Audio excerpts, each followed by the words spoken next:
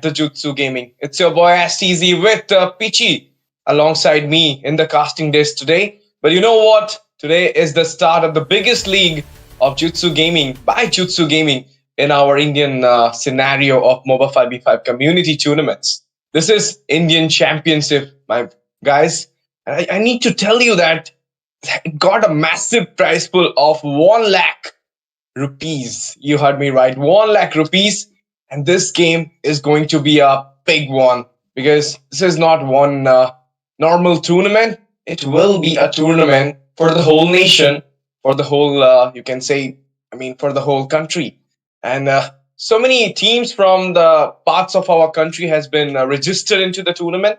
Already the offline phase was going on. And today we are into the top 8 stage where so many teams will be fighting with each other to just grab on that slot so that they will be finding a pair up with those invited teams. So let's see what will be happening in this day number 1 of the streaming day.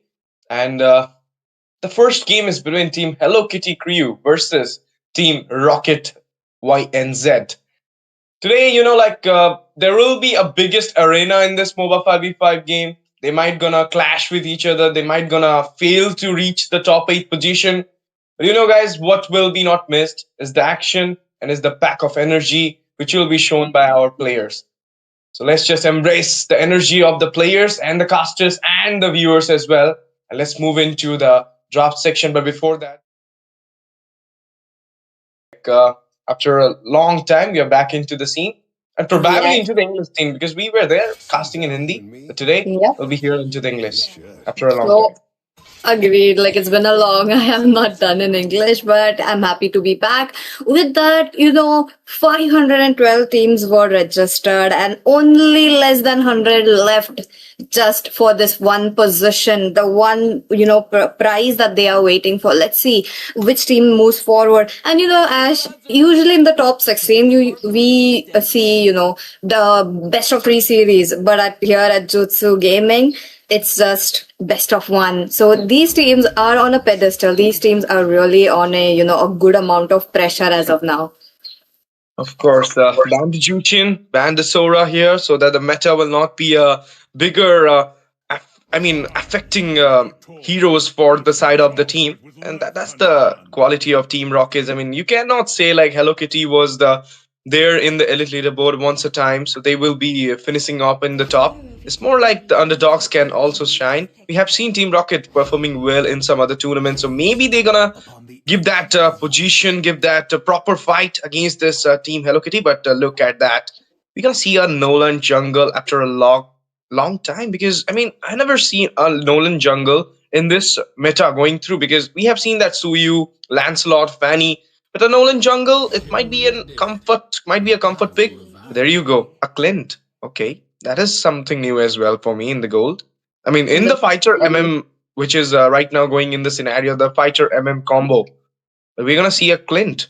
We're gonna see a Freya coming in soon.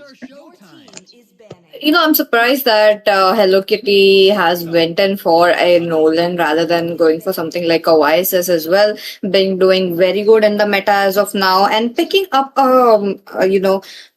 Hyper quite early on. They are very confident that they are going for a good victory onto their hands. But what will the other team do? Now again, they have picked quite a good heroes, which is solely reliant on damage and some crowd control. But okay, one side focusing on the assassins, really looking good. Farsa getting banned as well. Again, the range is really impeccable. But what about the Eve though? Let's not forget the Eve, which is still open.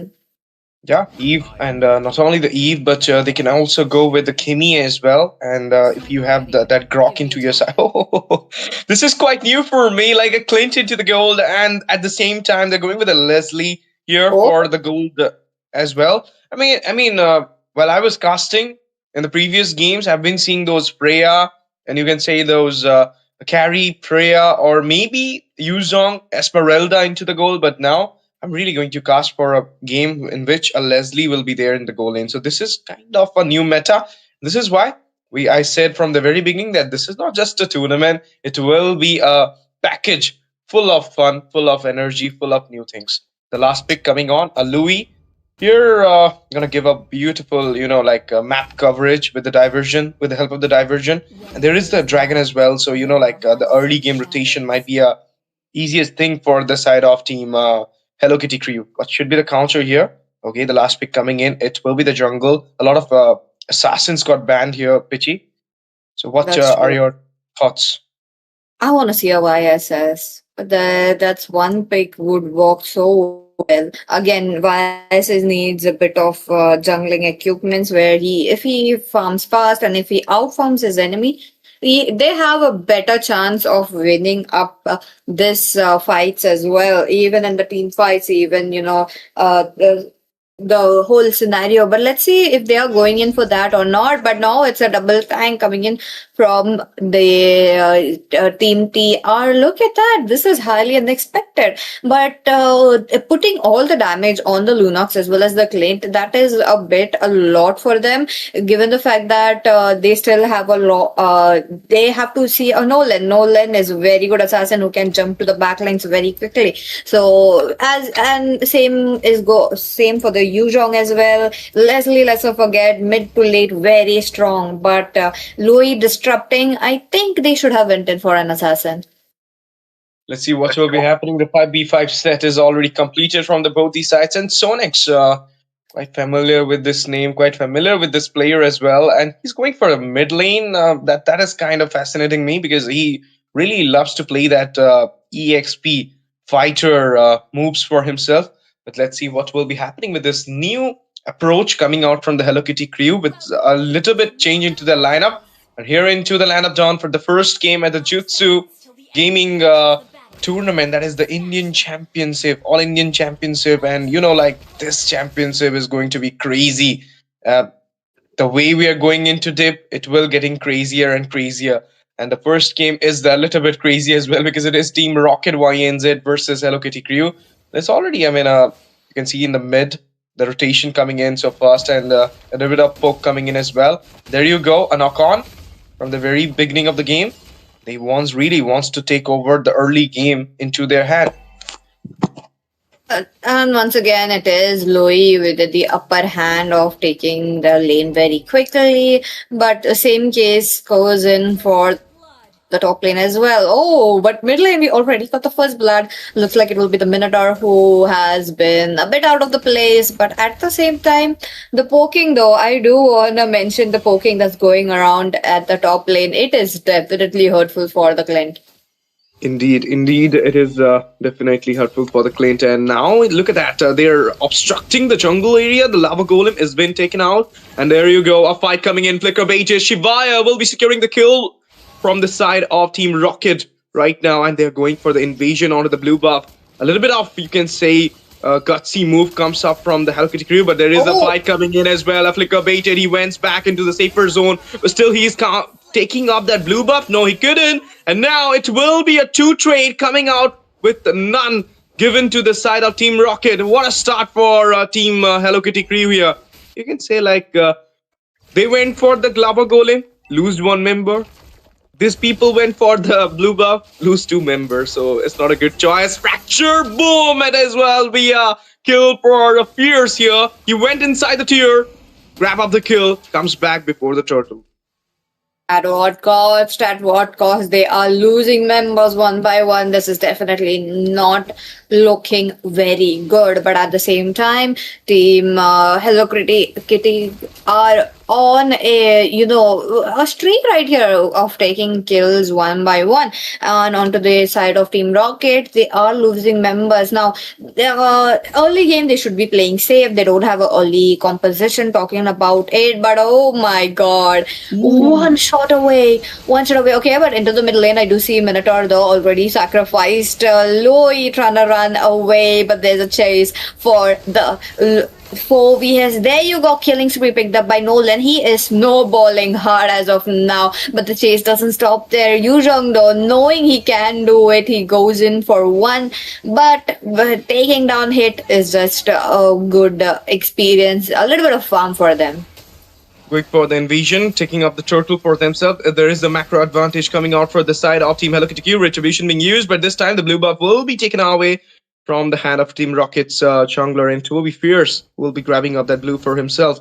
The duality with the burst. Sonex was too great at that moment, who grab up that off-cam kill, you can say. But now there is a stoppage, there is the tech charge, there is the shot, and it will be a two-man gank onto the top side with the tier falling down as well. There's some macro sequence and the micro as well for the side of Team Hello Kitty Crew. They're literally dominating their side in this game number 1 for them. Not only that, once again the rotation following up. It will be their jungler, Subaru, but can he do something? Heavy spin comes up, flicker baited as well. Richie popped up, and it will be at a sliver of HP. Joker falls down. Sonex, he finds his way back. Burst comes up, Babu falls down. With that, an off-cam kill comes into the bot side, and you can see the Yuzong managed to take down the Phobius there. Around to the top, there's still the skirmish going on. They're not going back. This is you can say like they are giving those hindrance to the side of Team Rocket's goal laner. Richie popped up, flicker as well, baited for the defense. Okay, so far so good coming in from the side of Team Hello Kitty Crew. Look at that. Looks like they have extended a bit, and now Hit has to take the hit as well. In no way he's surviving that, but at the same time, all the gold shield as well as almost the tower has gone into the hands of the jungler as well as the marksman from Hello Kitty Crew. So it is a very good start, and as usual, the Leslie needs farm. The Leslie needs to make sure, but oh, Carti though, I don't think that's a very good idea. 1v4 situation, what is he going to do? Goes up in the sky just to fall down. A little bit late to grab up that button of ultimate Black Dragon, and he just falls down there before the turtle. Without the EXP laner, it might be not easy to take it down. Fierce goes back there. There's the Infernal Pursuit coming in. There is the Engage as well. The wall popped up as well. They are just distracting them. They're just halting them from the turtle zone, and it will be an uncontested turtle for the side of Team Rocket at YNZ. What a way to grab up the turtle for yourself. And this is the early game accessibility we are talking about in the very first draft. Like it might be Team Hello Kitty Crew for the early game, but no, it is going equilibrium wise. But there you go, Shivaya. He goes in, he falls down, 2-man down from the side of the top, and it will be a trade again with none given to the side of Team Rocket YNZ. Panda just tries to deflect his way, but then we're not gonna hamper a lot of things for the side of Team Rocket. And here you go, 1v1 going in. Dragon with a dive, Infernal Pursuit after Pursuit. There is the slash comes up, but it will be a defensive way to goes back into the safer zone. Sliver of HP, and the first mid tier 1 falls down with the lane expansion being done to the jungle area of Team Rocket at YNZ. It's all looking good for the side of Team Hello Kitty Crew. They are overextending a bit, but if they don't do that, I do believe they will be having a bit of an advantage. But okay, look at that. Phobius though, he's trying to tank up so much, trying to go for a 3v1 situation. He should have packed up, but that's not the case. Onto the top lane as well, there's a 2v4 situation. A good gank. This time it is the side of Team Rocket YNZ who won this team fight. Taking down an EXP doesn't matter, but your marksman is down, your tanker is also down. But okay, Kati doesn't stop here. He wants to go make sure the members won't be here. But okay, once again in the sky he goes. Lunox will be caught off guard, and that will be just enough. Okay, flickering out of the way. Nolan still on the chase. There is the passive of the Holy Flask saving her up, and my goodness, what a flicker. That is very brilliant of you, Lunox. First the brilliance, then the flicker. Beautifully outplayed the Nolan's fracture there, and managed to survive somehow. And now onto the top side, the river again flows down, and it will be the turtle coming in for the third time. It's 1-for-1 right now with the turtle securance, but there you go, the heavy spin coming in. They've grabbed up Kati there. It will be the clean, grabbing up the kill as well. They're waiting for the turtle. Retribution comes in. Fierce won the retreat. He got the turtle, but he goes down. The godlike being secured by Panda here, and there you go. Klein goes in. What just happened? Is it a network issue? Sliver of HP. He tries to lock down the Louis. Sonex fall down, but it will be a little bit, you can say, gutsy move from that Clint to goes in for that banger, and he falls down as well in that process. He got the kill, but at what cost? This is what I was worried about. Mid game to the late game, it is there. They have the damage. Talking about the Team Rocket YKZ, but okay, looks like we are having a pause. As you said, that might be the case that. There is some network issue, but as of now, they are getting the advantage. Look at that, 4 members down. That is absolutely good. Absolutely good, absolutely crazy at the same time because 13, 14, 11. I mean, it started with something you can say Hello Kitty crew uh having the advantage into the upper hand and advantage into the early game. They got the domination, they got the you can say that lead into the micro, but then it's substantially fading down from their side, and it was team Rocket YNZ who managed to grab up some kills for them. Not only the kills, but as the one turtle for them as well. So it's more like if you're gonna see the goal lead, it is not so much. It's just one almost 1k goal lead for the side of Hello Kitty Crew, which can be dissipated, which can be recuperated from the side of Team Rocket YNZ. So nothing has Definitely. been permanent for this game for both these sides. You cannot say like Team Hello Kitty Crew is doing greater than Team Rocket because so far we can say like it is 50-50 for both the sides. But it will be changing during the Lord dance because the team who might gonna grab up the Lord, they might gonna have the lane advantage. They might gonna grab up some tiers for them, which can substantially give that lane pressure in the late game towards the side who doesn't got the Lord. So it might be gonna changing the game. So let's see what will be happening during the Lord. But right now, due to the technical glitch or you can say the network issue from the player, we're having the pause here. But Pichi, what do you think? Like, is there any way that in the Lord fight we're gonna see the panda doing something miraculous, grabbing up the Lord for himself? Highly possible. He has the heavy spin. They have a lot of HP on their hands. They have the Fovias, they have the Minotaur as well. So far, the members are just alive just because of the flask of Oasis as well as healing. We haven't seen much of, Minon and Fury, but oh my goodness, that Holy Flask is really, really helping them. So definitely team fight wise, I would give it to Team Rocket YKZ, but Hello Kitty crew, they need to come up with a strategy. They need to mark down the Lunox. Lunox is definitely a problem. Playing it out very safe, she also knows that she's gonna get targeted. Of course, of course. And now you can say that like Team Rocket Y and Z, they'd really have a good comp if you'll see like the Lunox for the late game, the Clint into the burst side as well. It's more like if the game approaches late, it will also favor the side of Team Rocket Y and Z. But like the Leslie is having a little bit more burst, more damage than the Clint, than the Lunox. So in the late game, they will gonna have the problem from the Leslie as well. So they need to counter attack this Leslie, and they need to, I mean, stop this Leslie from farming up and grabbing up those damages, those spike for herself. This is the way they could have done, and they could have managed to win. I mean, they can manage to win this game as well. Let's see what will be happening in the late game. But before that, the first slot, which we were talking about, the zone, the the perfect retribution, like what we saw from Fierce in the last turtle when the 50-50 retreat battle has been done, and then Fierce won the retribution battle against that panda. It's more like if he gonna win those retribution battles during the Lord, he might gonna take up the game as well. So it's a little bit tricky for me to actually suggest which team is going to win this game.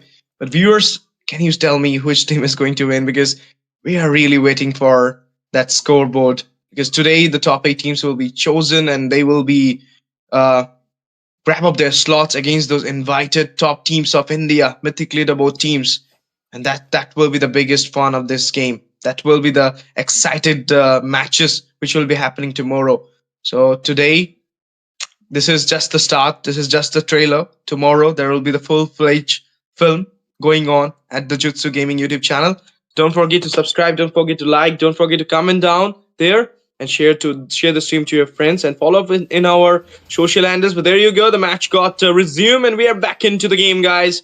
With a little bit invasion being done, but and he managed to take up Okay. that blue buff as well. But what just happened?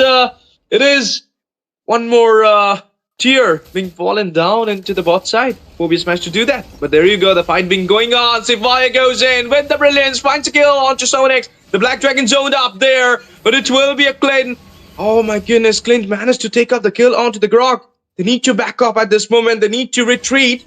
They're doing so, but what just happened? Joker with a 1v1 situation with the Mobius, and Funnapers comes up. He falls down there as well. 3-man down with the scoreboard going same for the side of Team Rocket YNZ. They managed to dissipate that goal. They managed to take up the lead right now with a 500 goal. A normal lead though in the economical wise, but into the structure wise, they're growing literally high because mid tier 2 is about to fall. Pitchy. Oh, this is very bad news for the side of Team Hello Kitty. Look at them. They're not able to, save their turrets, which is a good bummer for them. Because again, turrets will be serving as quite important. The Clint is forming up, talking about itemization as well. The Akai has already picked up whatever he needs now that the diversion was there just for to see the vision. Now they might have like a bit of a clue, but okay. So that's also making sure to give vision very, discreetly. I don't think he can do anything in front of Ovius. What about the Lord? Okay, looks like Team Hello Kitty are not interested in the Lord. They are simply going in for more turrets. Other than that, I do believe items are still up. So, itemization wise, I don't think there is much I'm seeing like out of place as of now. Still in a like dilemma that why they did not go for that out contest. They could have done that contest. They could have grabbed up that lot for themselves. But now, if you will actually see, even though you got the tier 2 into the bot side, but what about the tier 2? You just lost into the top and the mid. The Lord is marching into the mid side. You don't have the tier 2s, and you might gonna expose your nemesis, your nexus as well when the inhibitor falls down. This might be not a good case for the side of Team Hello Kitty Crew at this moment. Lord goes in with the slash inhibitor, got the damage. Heavy spin comes up. They managed to deflect them away from that zone. And now the first inhibitor falls down into the mid with the Nexus opening on. Goes in with the fracture shut down there. Shivaya comes in with the damage. Clint falls down as well. The 2-for-1. And there you go. The brilliance comes in. And there you go. Double kill for Shivaya. Can he go for a triple? He's giving out the damage. Flicker baited. He goes back there. There was damage from the duality by Sonex, but there you go onto the top side. The Holy Shield will be popped off. It is more like a 50-50 situation. Oh, beautifully. Grab up the zone there. The Yuzong versus the Grok. And now he grabbing up the spell vamp with a shutdown coming on to Shivai. It will be a final blow given by none other than Joker. Ladies and gentlemen. His damage is coming up. Look at it. Look at it. No, he is actually following up with the team. They know if Joker can pick up the crumbs, they have a very good chance. They actually made the trade 2-4-3, which is again a very good trade that Team Hello Kitty have made. But at the same time, because of the 4Vs, they are not able to 1v1, be it any member of Hello Kitty. Now, as for the draft, it is definitely a Team Rocket YKZ doing such an amazing job. They deployed 2 tanks, making sure they will be having absolute HP. This is what I was talking about. Look at that. 4 years melting down HP of a Nolan, but unfortunately that 5 versus 1 situation did not work out. Quickly come jumping towards the mid lane. They know they have to save up the turret.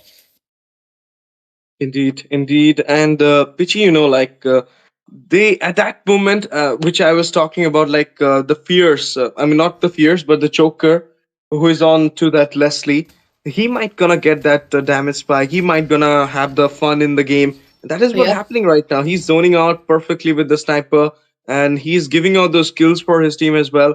And if he's managing to take down Shivaya, then there is no damage dealer from the side of Team Rocket YNZ, because if you're going to talk about the Clint, he's kind of more vulnerable to the Dragon. He's kind of more vulnerable to the Fracture as well. But at the same time, the Lunox can save her up with the help of the Brilliance. So if you're taking down the Lunox, the winning chances for Hello Kitty Crew will be more. But now, will there be a contest? No, they couldn't find their way into the Lord.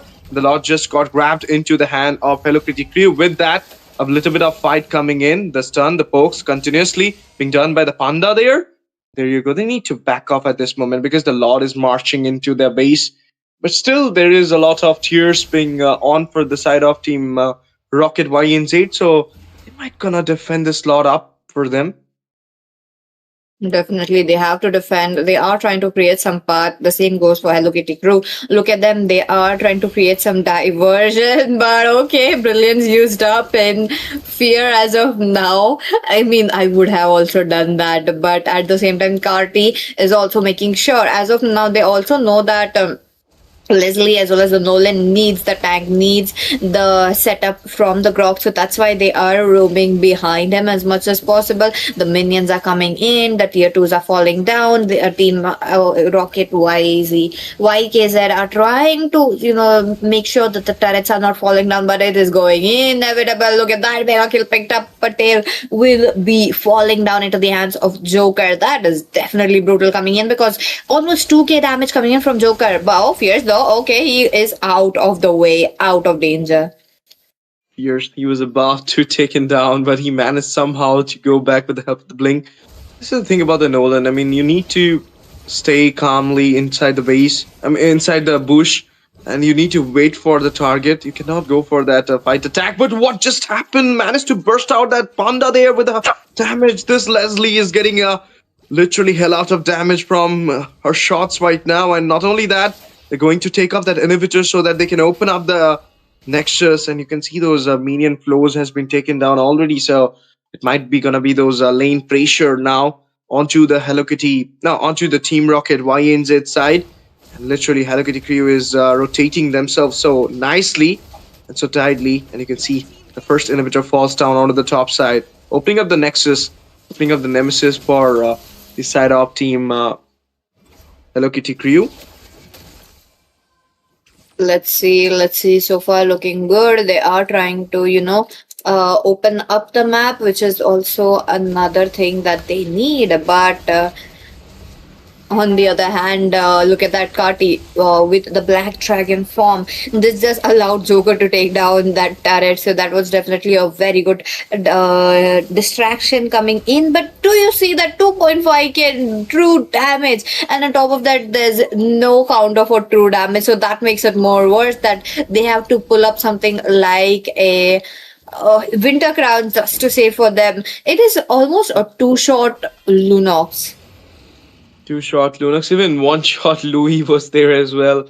And Sonic finds his way back. But this is the thing, we were talking about the Leslie pick and not into the pro scene, but it is into the meta. It is somehow used in the rank as well. And in the late game, you really cannot take down a Leslie. She's kind of invisible. She's kind of having those big damages. And with the single 1-shot, 2-shot, as you mentioned, she can actually grab up some kills. But now they're going for Joker. The Minnow and Fury comes in, the knock-up as well. Brilliance coming in. Can he find her way back? Joker falls down. Shutdown happened from the behind. The Black Dragon emerges, but onto the top side, there is the split push coming in. It will be the diversion as well. They're taking up those minions waves, but now they're grabbing up those kills as well. They literally got deflected. Sonic's got punched down into the wall and will be secured down by the side of Team Rocket YNZ. Brilliance being used. It will be a slain onto the Grok as well. 3 members down with just Fierce and Carty being saved there. Will they able to take out this slot? Will they able to do a miraculous comeback from the side? I mean, that was a quick decision to go for that split push, but now they're still going in. It's just the Lunox. Brilliance comes up. Sifa somehow managed to clear up the waves there, and there is no minion waves to actually go for the Lord. I mean, to actually go for the base. And into the meantime, you can see that Lord being contested without anyone. Leslie comes in there. Panda goes in with the heavy spins. If they take down the Richie holder, it will not be easy to take down the Lord. Fierce comes in as well. The Infernal Pursuit happening. Joker falls down. With that, another Infernal Pursuit. He wants in there. There will be a double kill. Sonics will be getting diminished. And not only that, you're going to see that Dragon Drives comes in, but Infernal Pursuit after Pursuit. Killing spree secured by the Clint. Beautifully being done. 3-man down from the side of Hello Kitty 2, and is just cleared. And the Grok being there with the Lord being secured for the side of Team Rocket YNZ. A comeback, a possible comeback already being happened from the side of Team Rocket YNZ.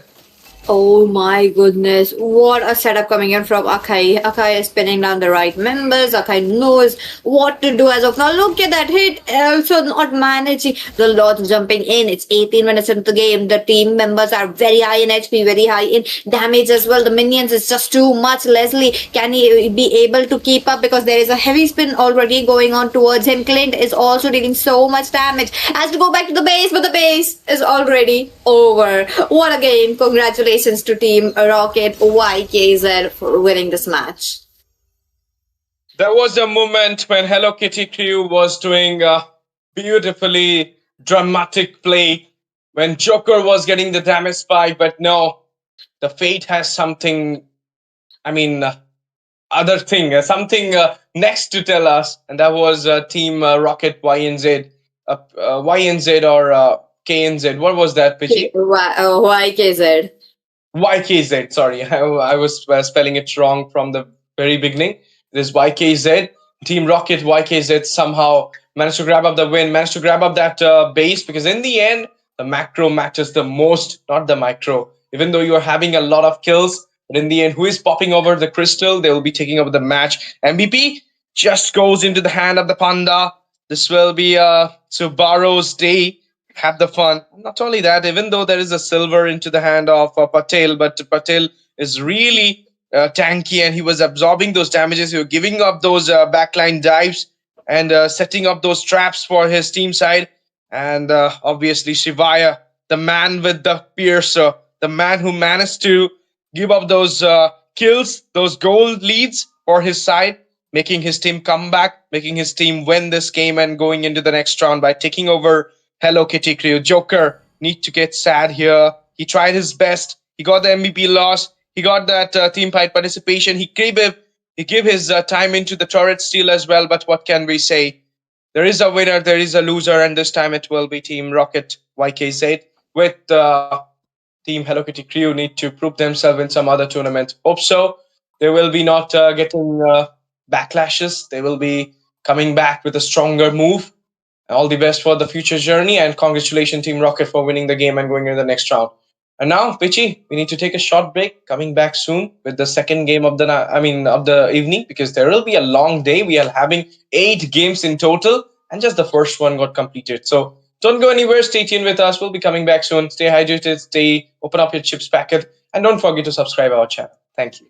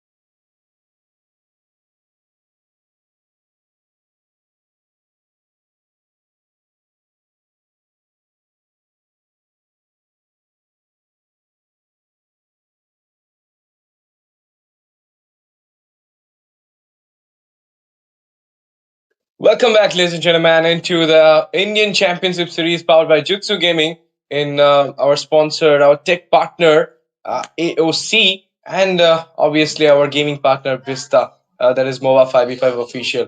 If you're watching right now at the Jutsu Gaming YouTube channel, don't forget to subscribe us, don't forget to like our stream, and comment down who is winning this second game of the evening. And don't forget to share the stream to your friends as well. And follow us in our social handles to get more info about the event going on, that is the Indian Championship Series, and some next events as well. This is the MOBA 5v5 tournament, first time being hosted by Jutsu Gaming. Let's see what will be happening in this second game because it will be between Team STL versus AG. It's your boy STZ in the casting desk, again with none other than my favorite co-caster Pitchy out there. Pitchy, the first game was, you can say, a 50-50 game, but then we saw upper hand for Hello Kitty Crew when Joker got the spike, but then we saw that comeback from the side of Team Rocket YKZ when they finds the Lord into their way and goes into the base, finish up the story for Hello Kitty Crew in this tournament and knock them out and grab their slot into the top eight. Do you think something unexpected will be happening in this game as well? STL getting an upset from AG. Highly possible. Like, not exactly an upset, I would say, but I would love to see how STL would try to try something new. But again, it's a best of one series, so I do believe they won't be trying anything new. But for Achin Gaming, I have been, this is the first time I'm seeing them, so I am curious to know how they will be, putting up against STL, a team who has been playing for years and years. They have so many games online. So I think gaming definitely had like enough resources for them to study. With that, let's go. Let's go. Looks like it will be STL who got the first pick. They have gone in for the Zushin. Yup, Devil going for the Jushin pick. You cannot let the Jushin out, ladies and gentlemen, in a tournament scene, and they just did this. Like Devil loves to spam this Jushin out. Yesterday, we have seen what just happened when a team left the Jushin for the opponent side, and they finds the win, and that Jushin was fabulous, and it is none other than from from Jutsu Esports. That is obviously Viole. If I not forget that moment against that witch as well. But now the Jushin is into the hand of Devil, and you're gonna see that Trafalgar the Misery. Sorry, Trafalgar the Misery. Oh, nice name for Misery. Misery just changed his name to Trafalgar the Misery, but I will call him the Misery, the goat, into the goal lane. He's going for the Ishinshin here with the Pookie the Pine going for the Esmeralda into the EXP against Lapu Lapu. They're just picking up those counter sets into their hand. There is a Gistian. Why are you showing us a Kadita? Is there any, Keyboy moment we're going to see? M5 final? That's true. That's true. Let's say. But on to the other note, the draft's really looking very quickly from both the sides. I love how they are deploying a counter for each other in the EXP, and on top of that, there's a bit of a control into the hands of the matching gaming. But mitochondria, okay, that was definitely a very good pick that they have went in for. So that is definitely good. But back again towards the banning section, will we be seeing a bit of marksman getting banned? Because I do believe we will be seeing the Granger, because hey, come on, let's not open the Granger for misery. Obviously, let's not open the Granger for misery. Let's not open the Lunox for misery. Let's not open the Harriet for misery. What can you open for this guy? He got a massive hero pull, so we cannot say that thing. But True. now the second banning phase against a Claude. There is the carry open as well. He might go for that carry, but there is a ban coming out from the side of team AG here. They went for the Granger ban, and now from the side of team STL, they need to grab up those assassin bans. Against the Ishinshin, Hayabusa, or maybe you can say Lancelot could be a good option if you're banning it out. You're giving that Ishinshin a chance to actually farm up pretty well, take up those objectives for your side as well. But do you feel like Misery going for a Ishinshin goal?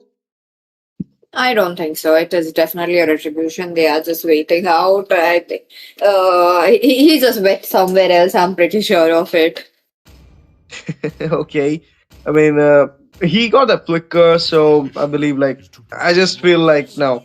Okay, let's see. I mean, we have seen Zohan good with the Ishin Shin, so we cannot doubt it out. But still, like Misery can do anything he wants. He sometimes grab up the Ishin Shin for the goal as well. Hylos into the man section. They're banning out those roam here, not the jungle. It is pretty sure that Zohan might be happy without, I mean, anything coming in front of him against his Ishanshin last pan. Might be a Kalea, or Skull wants a Kalea into his side. Oh, let's see. Let's see if they do pick it up, they'll have to, time it very rightly while there's like a lot of mobility on the other side. So I do believe they might not go for it. But at the same time, the Minotaur is open. I do feel like Minotaur could come in handy for their team composition. Either side, I would love to see it. But one last ban left. Is it going to be the Grok? But no, it is a Gatutkacha.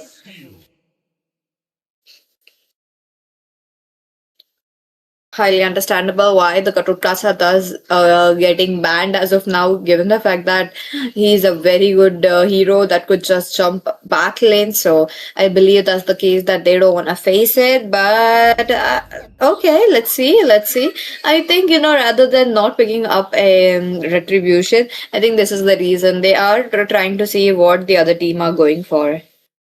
Obviously, and now Skull is going for that Khalid. Might be a good thing, like for the early game aggression. But this is a cloud map, I believe. Like, yep, this is a flying cloud map. I'm not sure like this Khalid going to work here or not because in the broken walls in the dangerous grass it do works up beautifully. But flying cloud, you might should go for that Tigreal or Kalia or maybe you can say the Atlas. And there you go, the comfort. Yeah, Kalia. But what I just expected is happening, Pichi. Misery with the Ishinshin Gold. Hayabusa into the hand of Zohan. His name changed into Cow though. But still, he's a bull out there. That's true. That's true. Let's see how they are gonna go in for. Looks like they do wanna put Vices onto the goal lane. Crazy composition from STL. The first game it was Hello Kitty Crew who was, experimenting with the Leslie. This time it is a YSS. I want to see what will happen. And on the same note, is it going to be Akai getting logged on? If it does, it is twice in a row. Would love to see how the setup works out for the team because again the setup is very very important. As of now the damage and everything works very well. Achik Gaming has a bit of a early game, they do have a bit of a mid game as well, and the late game is definitely there. And yep, okay, does get logged on, but execute, I am not sure of that. Or even a petrify though, I would love to see a flicker. Yeah, but still, like this time, the Kai will be facing off against Chushin, and you might know like this not be a good case for an Akai for any utility jungler or a proper crowd control setup kind of tank. Even though you are like deflecting those setups for Kalea for the you can say for the Ishinshin, but still like the Chushin gonna grab you up with the Blazing Lantern. So I'm not so sure that how it's gonna work for the side of AG here, but looking after the comp from the side of STL, I believe like they are having a little bit of upper hand into the early phase of the game, but that Ishinshin into the goal against the Mitochondria the Claude, it might be a like a questionable thing from the side of STL, but let's see, like the execution part, it's gonna show us what will be happening, ladies and gentlemen. Welcome back to the Land of Dawn for the game number 2 of the evening at Indian Championship Series, powered by Jutsu Gaming. Our tech partner, none other than AOC, and our gaming partner Vista, that is Moba 5v5, Mobile Legends 5v5 official. Right now, watching this game between Team STL versus AG. STL into the blue side, AG into the red side. Let's see who will be having the first blood. Ash, do you think, mitochondria should join, like his team members should join him in naming themselves the other parts of the cell? They should. They should. There's a Golgi apparatus. You are asking a med student right now about the bio. I love to say those things. There is the Golgi apparatus. There is that you can say the other parts like nucleus is there. There is the nuclei. I don't have to say this. Like mitochondria is the powerhouse of the sail, but here I believe misery with the Oh, powerhouse of STL. Beautifully done. That is the first blood coming in. crazy, crazy how they was a focus on taking kills early on. I mean, again, putting up a, bit of this counter against the Lapu. Lapu just is just working out very well. She can just get her HP back with just her skills. Again, she's gonna survive very well in her lane. And talking about the members, I don't think Joy should have come towards the bottom lane. The correct lane would have been the top, but okay, they are already there. The Devil still picking up, leaving them. Section 80 will be taken down. The next on the chopping block is looks like it's Libby, but Cow picks up the kill with 1/4 HP. Devil is just not stopping. Double kill already progged into the hands of STL. They are not stopping, and I don't think they will. Yeah. But, now the first turtle coming in. There is a 4-0 lead from STL. They're literally dominating their side in the early phase of the game. As I told you, the comp is looking a little bit of early phase lag, but there is the electrifying disc comes up with the rhythm of joy. There is the hold coming in with a blazing lantern. He falls down in the hand of Pookie the Pine. Beautifully being done. And now the turtle being grabbed up as well by Zohan. He goes in with a quad shadow. There is the miseries follow up as well. They grab up the kill in the mid. There is the 6-0 with the macro into the side. Mitochondria, can you be the powerhouse for the side of AG here? Or you will just be the metabolism like an endoplasmic reticulum.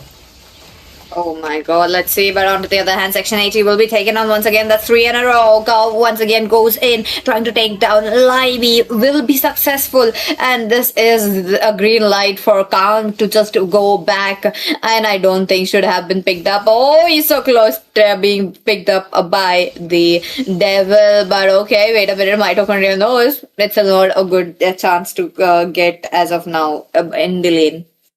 There is a goal lead, which I can't say. But there is a massive goal lead. You can actually see from right here. And there you go. This is the slam being on. Oh, falling Stormer onto the 3 people. He did not go for that engage onto those 3. As well as the blazing lantern comes in. I told you the Akai will having a lot of problem. But Misery finds it here onto the top side in the meantime. And we might gonna see an attack onto him because they are just preparing for that thing. 4 members trying to gank up onto Misery, but he got the immune there. He went into the safer zone. The Mountain Shocker released and he went for the Panda. Panda falls down. There is the Tsunami Slam. Kidnap happened. Double kill for Misery. And it might be a triple. No, killing spree from the behind. It will be Joy falling down with the Crimson Bacon being on by the side of Team STL. 3-man down with the second turtle coming in. There is a massive domination coming out from the side of Sliptide lineup. They're not giving any chance for AG to make their comeback, to flinch even. And now he goes back there. Pookie the Pine absorbing all those damages into the mid side, into the mid tier 1. They're taking up that fight. An aggressive move coming out from the side of STL. Look at Pookie the Pine. He's fighting at the jungle area, not even in the 5 minutes of the game. This is what real domination looks like.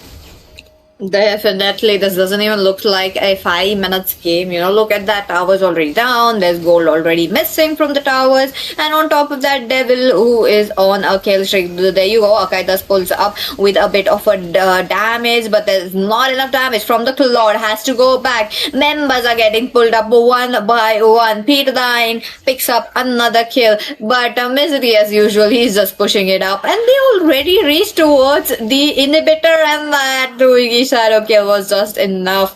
Kang Sensei, that was a very slow reaction coming in from him, but as of now, Joy is just making sure to, pull up, but no, gets caught by Pine. That was so unfortunate. Look at Joy's score though. They are getting, beaten down so much as of now. Like the score is up as 15-1.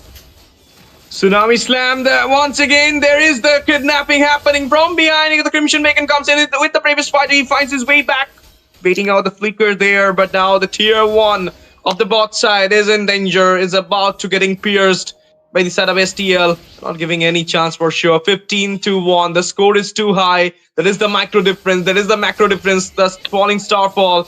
Moon has been used. The Fury of Phoenix as well. They locate out those enemies there. STL, they got located out, but that doesn't matter. They're doing so fine at this moment. The 15-1 score. There is a goal lead of a massive goal lead of 9k, almost 10k goal lead, and cannot dissipate out. It's just 6 minutes of the game, and there is a 10k goal lead, Pitchy, and the holy blessings popped out. There is the kill, mega kill comes in. This is so immensely good from the side of STL at this moment. There's definitely a fight between Cow and Devil and P to the Ein as well. They are trying to see who gets the MVP. Okay, Kalea jumps there, takes up the Tsunami slap. Sick kick just goes backwards, but Devil is just refusing that. He gets caught time by time. Another kill for Devil. He's trying to look for more. That would be the Akai, but taking so much turret damage has to go back. At the same moment, Ache Gaming are not, they are not letting them out of the turret. That is absolutely crazy as of now. Holy Shield popped up there into the mid. No need to take up the turtle there. You need to go for the 8-minute lot so that you can complete the match as soon as possible. And it will be the first game to be completed onto the stream at the Zutsu Gaming in this Indian Championship Series so far. There you go. There is the slash comes up with a heavy spin coming in, but he doesn't find the target there. And he's now getting a lot of damages. He might goes down. Yup, it will be a killing spree. The Tsunami slams comes in there with the Mountain Shocker released. Oh, Misery, no way. He's taking so much damage. He has to fall down, and he is into the hands of Mitochondria. Picks up 1 kill. 7 minutes into the game. There you go. But there is Cow though. Okay, this is where something Ache Gamings are definitely brewing. Look at them taking kills one by one.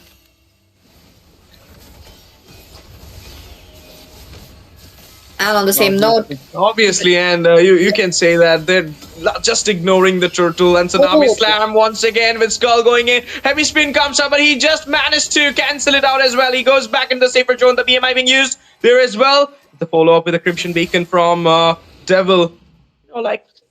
Doesn't need much to grab up those perfect kills for the side of STL. 22 for 3, Pitchy. And there is no comeback. I can't see any comeback from AG this time. But look at that. The fight comes up. Heavy spin being used. He's just getting inside the base at this moment. Getting a lot of damage but still surviving. Skull got a shutdown there. And now it will be the Blazing Duet coming in. He got the BMI. The bravest fighter into the follow-up. The shutdown comes up with electrifying beast. Rhythm of driving used. But now you're going to see that it will be Misery. Powerhouse. But he falls down as well. Double kill. There is a possibility. But it is the Oogie Shadow Kill coming in with a double kill for the side of Cow here. He might gonna go for the triple. The Fury of Phoenix comes in. Unstoppable being grabbed up. And there you go. It's just the Zetian out there in the base. Can he manage to defend the base at this moment? The minion flow is going in. He had the burst. He will be trying to clear it out. Okay, there is the follow-up coming out by Akai here. Liabi, wait a minute. Okay, there you go. It is Pine who's taking up so much damage. Cow just waiting up for the Wiki Shadow Kill. There he goes. Picks up Kang Sensei. Now out of the way. That means they have to take down Joy next. Joy is also farming up. That is also looking quite good. Okay, look at them. Almost taking down Cow, but it will be Section 80 himself falling down. Now there's a bit of Akai as well, but now the Akai is gonna go down. Okay, look at that Devil. Oh, with the Sky Piercer picks up the kill. Now he's been the one with playing it out so aggressively with the flicker and everything. But okay, Mitochondria with the ultimate. He's trying to survive. He's trying to make sure that the base is surviving. Cow though, he was not able to pop the Wiki Shadow Kill, but he's looking quite low. They are still in the Nexus. They are still trying to come back and forth, trying to clear the lane. This is just STL, some things that they love to do, and they are doing it. And Cow loses his HP in that manner. Lapu looking quite low. There you go. It's a double kill for Section 80. He's looking quite low as well, but Devil though, he's relying on his Sky Piercer. Thus gets the kill. But Libby, I don't believe the chase is really important as of now. Your team has a bit of a advantage right here with 2 members down. It's just best to recharge and make sure the skills are up. Why not a Lord? STL? You could have finished it with a Lord, but you just extend the fight again and again in the base and losing out a lot of goals out there. I mean, the goal lead might be gonna go for the 16k, but now it has come out to that 6k. But still, it is STL. who just managed to secure all those inhibitor in the top and the mid, and just the bot one is standing down there. And I don't feel like a contest will come up from AG here into the Lord side if Team STL prepare their mind to take up the Lord. But now the fight comes in with the BMI being used for the defense. They went back. Misery goes in with a mounted shocker. There is a tsunami slam coming in as well by Skull. There is a fight goes in as well. It might be a great bigger fight, and Nakai falls down first there with the final blow coming out by Kao. And there you go. Sick kick will go down as well. 2 kills into the hand. They're going inside. A lot of damage being done onto that JT, and he needs to grab up those reason there. And there you go. There is the electrifying base with the Rhythm of Joy combination comes in. Blazing Duet being used at this moment. BMI being used as well. And the Binion flow has already been cleared out. But there is a little bit flow coming out into the mid side. They need to lock down the base here. Lock down the crystal. They're doing as well. But there is the comeback coming in. There is that defense coming in from the side of Team AG here. Mega kill secured. There is a slain onto the Joy. 2-man down with a sliver of HP. It might be the third one onto the sidekick. He used the flicker for the defense, but he goes down with a double into the hand of a devil.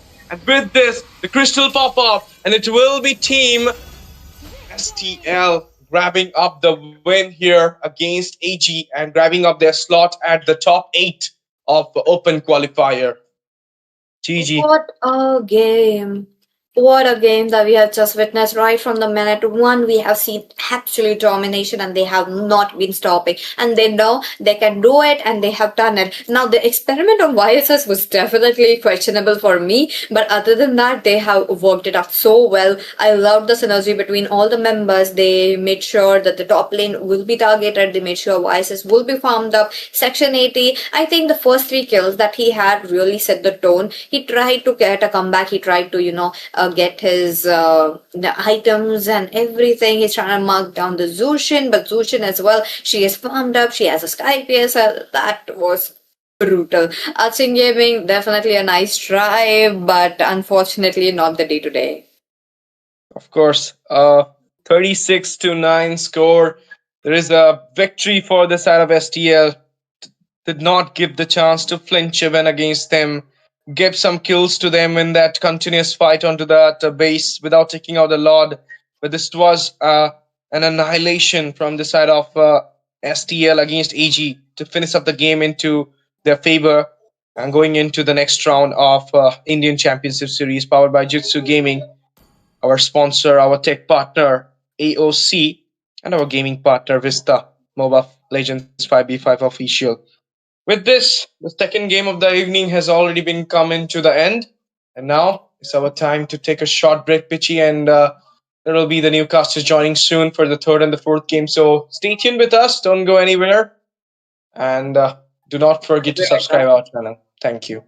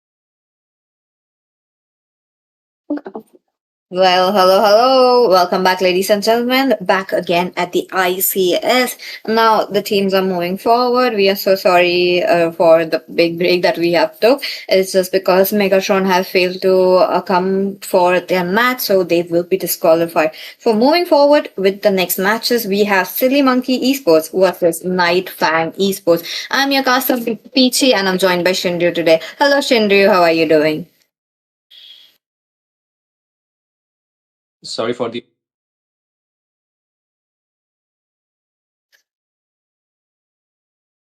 Oh, looks like Shinryu is having a bit of a trouble with his mic, but don't worry, that will be fixed very soon enough. But so far we have seen the matches going on like, with a bit of a one domination or the matches going, 50-50. So, mic check, Shinryu.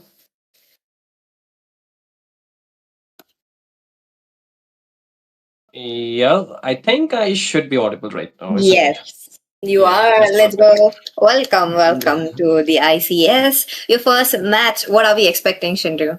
Wow, that's quite a warm welcome. I am not really accustomed of that. It's been a while that I've.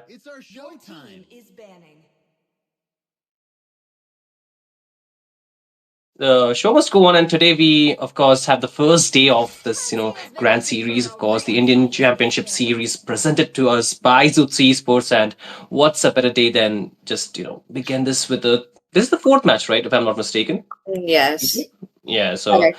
with the fourth match, of course, and you know from the first two match which you have already casted, what are we expecting? Where do we actually put the teams? Are they really well versed, or are we expecting some a little bit slow start? The teams are getting themselves getting building the synergy. What sort? No, it's absolute cinema. You won't believe we had the first match Mhm. of Hello Kitty playing and they lost. They were experimenting with the Leslie. They couldn't get that damage what they were expecting, and it just in turn like bit them hard. So this game as well. Again, this is one of the teams. We have Nightfang Esports onto the blue side. We have Silly Monkey Esports onto the red. I am curious to see because this is the first time I'm seeing them, and this is the first time I'm casting for them as well. So I would love to see to go for them for a 50-50 draft already quickly going over. Sora was open by the side of team Nightfang, and they actually capitalized it very well. Okay, I think in this new patch, most likely there are a lot of heroes that have been changed, right? From if we just take for example the M7, which happened very recently. I think a lot of the teams they are actually adjusting to this new heroes that have been rampaging around in the land of dawn, and I think the bans themselves have been very centric towards that meta in particular. And then again, you cannot ban all the heroes in the first three picks, so you have to trade it off. And Sora, the Freya, both are very strong for gold lane, of course, for good reasons. I think this fighter meta, which you have also mentioned, has been shifting quite good, and in a way that we are seeing this hyper carry meta back again. I think it was really back in early 2021, 2022 when we used to see this hyper carry meta, right? Where the marksman used to be the center focus, where we used to, double funnel him, giving him all the resources possible. But now it is not exactly that, but quite similar. But then again, there are some heroes which even if they are coming to the meta, you cannot, these heroes are there in the meta, but there are some heroes which will again not cease to exist, still good, just like this combo between the high loss plus this Eve. Very strong mid duo, like a lot of slowdown and a lot of annoying factor. You can really stop the rotation and make the game actually pivoting towards yourself, isn't it? Definitely. So would love to see what are they plotting for, given the fact that we are seeing a YSS coming in. Now again, this is one hero. So I think so far from the first matches, this is the first. Oh no, this is the second pick. And Shinryu, fact check. Did Misery Yeah. play YSS on the goal lane or no? Is it true or false? Just guess. I cannot. Yes, yes or no? Yes. Yeah, you're Yes. correct. Yes, he did. Yes. I mean, it's misery at the end of the day. And you know what? Talking about misery, this YSS Howl, I remember it quite well. He used to be in my friend list quite long back, and we used to play a lot. He used to be a hyper player back then too, and I'm happy to see him actually, have his own team now and play here, of course. So we'll see how he actually performs here. But what do you think of the first three heroes so far from both the side? Like, um, in general, these are some of the meta heroes, of course, but what are your thoughts? Like, do you think they will really like which side will actually have more advantage in general? That's what I want to know. So, Night Fang Esports, they are really going in for a bit of map control onto their hands. They want to make sure that the crowd control will be coming up on their hands. So, that is really looking good. But at the other side, it's a very slow start for them. Now, talking about the Mm-hmm. YSS, he needs to outfarm his enemy jungler. If he doesn't, he will be in boiling water. But at the same time, if he's able to do that during the mid to the late, I think it's going to work out well. And I love how it is, the grasslands and they are capitalizing a Hilda. So that is well. But okay, the draft's going on. Yeah. The ban section is very fast. We are getting bans quickly as well. I'm very focused onto the fighters. True. I think that's what the meta will be more focused on. And with the assumption, I think you do not need a second marksman in the team because you would definitely require a lot of farm on towards him. I think at least for the first 7 to 8 minutes, this expansion will be just straight off farming the entire jungle. The rotations will definitely be there. You will see the fights happening during the neutral objective, but I think most likely you would want to reach your power scale quite early on if you want to dominate with the ascension, and thus for that reason the Hilda can cause a very good disruption. And in response to that, this Hydos plus this Eve pick really works good because if you try to, go and poke down your enemy's jungler, this Hydos and this Eve can really good work as a good response. And in doing that, they can not only actually, send him back, but also make him commit a lot of deaths or a lot of, shutdowns, which can in fact give more advantage to the jungler of the team. Now depends what they want to go for, because usually against the extension you would want to take assassins, but it's quite hard to play assassins against a healer, isn't it? Oh, that's going to be a good problem as well. So that is why they have taken for themselves, which is quite good. But they themselves, the other team, the enemy, the opponents have equipped themselves with absolute HP. But I'm kind of worried about Yeah. the damage since we are not looking at a marksman as of now. And the other side is also, waiting up for the marksman pick. What are they going to go for? Is it going to be carry, or is it going to be something of a DHS user? For now, the carry is out of options, of course, because I don't think so. They can go for that anymore. They need a jungler, so it's gonna be the Joy, which kind of worked good. I think it's a very good dive against the Ethan Shin. You just have one dash onto version, and if you can use your ultimate, the toolkit that you have, of course, with the Dauntless Speed, you can get a little bit of mobility around the map. But that's about it. Once you have used it, your dash is over. You are pretty much an easy target for your opponent. And I think with all the dive that is possible from Nightfang Esports, they would want to just pressure this to Essential to not let him farm easily. So that's the idea. But for now, I think for their opponents, that is the opponent of Night Fangs, they do require a little bit of more burst damage. Yes, they do have the front line, which you mentioned, quite a few tanky heroes, very good front line, but they would need some more damage, some high ground, which the Farsa is pretty good at. That is also another good hero. One, she has range. Now, at the same time, she has the capability to move away from Sora as well. But again, she needs to time it very well. Now, I believe Sora is going to be the front Yeah. liner a bit, going to be popping those damage rather than, tanking and giving up the set. So that's going to be interesting. But I think, yep, gold lane Sora it is, along with Freya. This is definitely changing up a bit. I haven't seen a Freya gold lane in a long, and this is going to be a bit interesting for me. Absolutely. I think, Silly Monkey Esports, they will get a good time if they can farm pretty easily. But then again, the Sora plus the Freya Gold Lane, I think these are very much working for a lot of teams. They know what they want to do. The work is not to just, be the front line. It's also to get the damage and have the team fight capabilities equipped with you, because nowadays you would want to get more control around the neutral objective. So that's the idea here, PG. That's true. That's true. The game's gonna begin during the mid to the late game, but ladies and gentlemen, let me welcome you in the land of dawn. Let's go. Let's see what will these teams have in their hands. It's gonna be a best of one, so the pressure is definitely high for them. Domination wise, let's see who takes it off. Yeah, I think the first 5 minutes of the game would definitely be reverting around the point that who can get more map control, who can give this intel around the map a lot faster. But then again, you have a Farsa who can rotate very fast, so meaning that they will have this, advantage when it comes down to the rotation. As you can already see in the top lane, the first blood should come through. Yes, it is, and that's it. You just need fast rotation for this early game because if you can get the lane dominance in the sides, then pretty much your jungle is safe because the opponents they have to respond to the side lane much more than invading the jungle of Silly Monkey Esports here. That's true. That's true. Let's see what will they be doing. A bit of aggression has been already shown, which is a good sign from the side of Team Silly Monkey Esports. But at the same time, the Night Fang Esports definitely have the early game, so they can cope up with the loss that they have. Other than that, the lane cuts are pretty normal. Both the lanes is just gonna be mid lane focused quickly.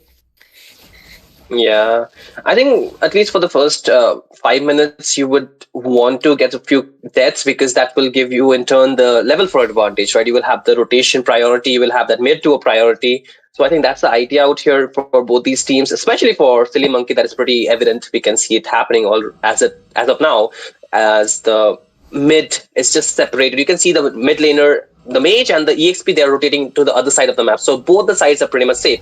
And this also does one more thing that gives the vision, because they do require the vision for this neutral objective, which is a spawn, isn't it? Definitely. So let's see. Total is up. Both the teams will be there to fight. But YSS might or might not. They might not be able to, give YSS the farm that he's looking for from the turtle. But if they're able to zone them out quickly, because it's a stunning 3v3 situation. Look at that 4v3. The members are waiting. There's just vision from everyone. But okay, Freya does have different plans. Looks like Eve will be popping up the flicker. Now, she's going to be playing very safe. On the other hand, it's just poke. It's just definitely poke going on. Yeah, the poke damage will go through her, but it seems like the first blood might just come through. Look at that, Esmeralda just pick up a kill. Not the first blood, but the first kill for Team Nightfang, and they certainly turn it around. Now the Ethan Shin is in a tight spot. Has to fall. That's a double kill just secured by Jusako and Nightfang Esports. They definitely get a heads up with the turtle win. This is what I was worried for, because once YSS does not get that set up for taking down the turtle, and plus Joy, his immunity is just enough to get a bit of a good sustain right there, as well as damage. The early game damage really comes up, so I think they will be going to wait for a bit. But members really proactive around the map, especially towards the bottom lane, trying to mark down Sora. I do believe that is also another good thing, but oh no, yeah, not a good decision. Yeah, this is what I was talking about at the beginning in the draft. This Hilda is a good pick when you want to pressure your opponent's jungle, but then again, if you have a hero like the Eve, like Hylos, then it's pretty difficult to make to do your job easily. And that's what we can see happening in the map. And more so that, I feel one thing for sure, losing the first turtle will definitely make things harder, which you also have mentioned, as Nightfang Esports, they have 5 kills on the board, giving them the goal lead, not only that, and also some of the experience lead. So in terms of damage scaling, I think Nightfang might get the scaling first, unless Silly Monkey, they just pull up a few shutdowns here and there and just get some good, farm across the map, especially on towards the YSS. I think that's the very important part for their lineup. The game plan is just to farm up the YSS as fast as possible. The Freya is secondary, and even the Farsa might be, along the secondary line, but that is the thing, and as long as they are safe, that's where it goes. Look at the bot lane. I think they might just pick up another kill here. Sora is almost getting chased down, and that will be a kill secure, but they lose the Farsa in turn, and the fight does not really stop, and Chusako will take down the Freya here. So that's 2 kill for 1 so far, and again, they're not really stopping here. Nightfang Esports, they're going for more here, Peachy. They are. Look at them into the middle lane, yet once again trying to deal damage. Now, the second turtle, I think the first turtle was enough of a lesson for them for Silly Monkey Esports to not go and take it down once more. But there is like a very low chance that how Hilda is trying to give up, but that's just it. That's just Yeah. it. Hilda playing it's very safe. She also learned a lesson. I think two times were enough, right? I don't think that she wants to get taken down for the third time. So she will be playing safe. Oh, wait. The flicker just saved her from a very tight spot. So it could have been a close call. But I think by now, Nightfang Esports, they are having a pretty good, early game. The first 5 minutes is definitely theirs. So what will be the decision making from Silly Monkey Esports that, will shift or that will actually, decide the fate of the game? Because I think from the 6 or 7 minute onwards, the power spike should be happening for some of their heroes, and they can start to punish the tanky front line. The feather airstrike down there, but Sora, he wants to get that kill on towards the Hilda, knowing the fact that he does not have a flicker. There's no escape. It's true. Look at them. Nightfang Esports, we are just climbing up on the kill as of now. Well, Silly Monkey Esports, they are just waiting, They're just lurking around much. They're just making sure that YSS farms up. But at the same time, I do want to see YSS having a bit of protection as well. There you go. He's like, getting zoned out by just the Esmeralda alone. Not a good sign. And turret wise, it's also slow. Sora might be able to touch that turret, but that's just it.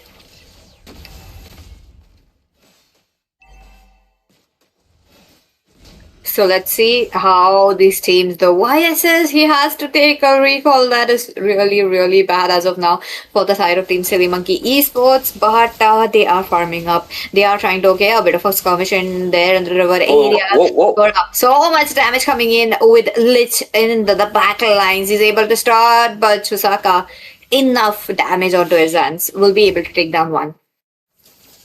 Yeah, I think the RWM really worked in favor. The slowdown made things quite easy for Chusaku to chase down this, her Japanese side, that is the Uranus.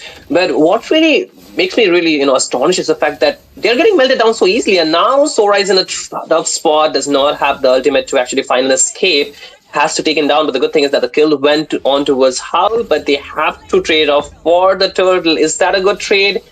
I think still fine, but not the best trade. But again, onto the mid lane, it seems like another skirmish is bound to happen here, Preachy. Well, let's see. High loss though. He's slowing down. It's working so well, but it is going to be Freya who falls down. Now, the members of Silly Monkey Esports are really trying to not get slaned one by one, which is also another good thing. But at the same time, they're losing HP, they're losing time, they're losing items, which is not a good thing. So I do want to see how they are trying to cope up. Now, we do see a bit of the difference between the YSS and the EXP laner. There is farm difference, there's level difference in their own teams. So YSS is definitely in boiling water as of now, but at the same time, it's just the mid game. We cannot say that he cannot be, he's already doomed. There is still time left for him because mid to the late, he really shines, and I do want to see how he's able to capitalize. But the crowd control, the map control by Nightfang Esports is just enough as of now to make sure that they are, being very aggressive. And it's just only the, Lich who's just not allowing them to come into the turret. Or I'm pretty sure they would have been already committing, going under the turret, taking them down one by one. Yeah. Yeah, I think in terms of macro advantage, Nightfang, they're definitely working the tail. And again, look at that. The Freya does want to, jump in, give the engage. But the problem is the high HP targets. It's very difficult to melt down a Hylos. It's very difficult to melt down a Sora quite, instantly. You need to use a lot of resources that you have. And if you do not have these resources available for you, then it's going to be very difficult. And as you can see, the Freya is trying, using her skills, but the damage is just bare minimum at this point. It's not even, reaching the threshold where they can easily melt them down. I think the items are quite lacking yet so far because the goal is not so much equal for these teams. Yes, Howl is farming, he's at level 12. Not too much different because I think for this Joy, he's around level 13, right? Yeah, he's around level 13, so not too much of a difference. He can catch up the farm. The only thing is the places they fight, the people they target, and how they actually capitalize those conversions that they can find around the map. In terms of turrets, Nightfang they have the advantage, like I mentioned. But Silly Monkey, they're trying to open up the map. They're trying to create some space, especially right now in the top lane. You can see Freya will be pushing. But the objective is also the Lord. They cannot be leaving it unattended, and they have to respond to it. And I think Nightfang, they know that as well. They're just playing the long game here, Peachy. Definitely. Let's see what they will be trying to do now.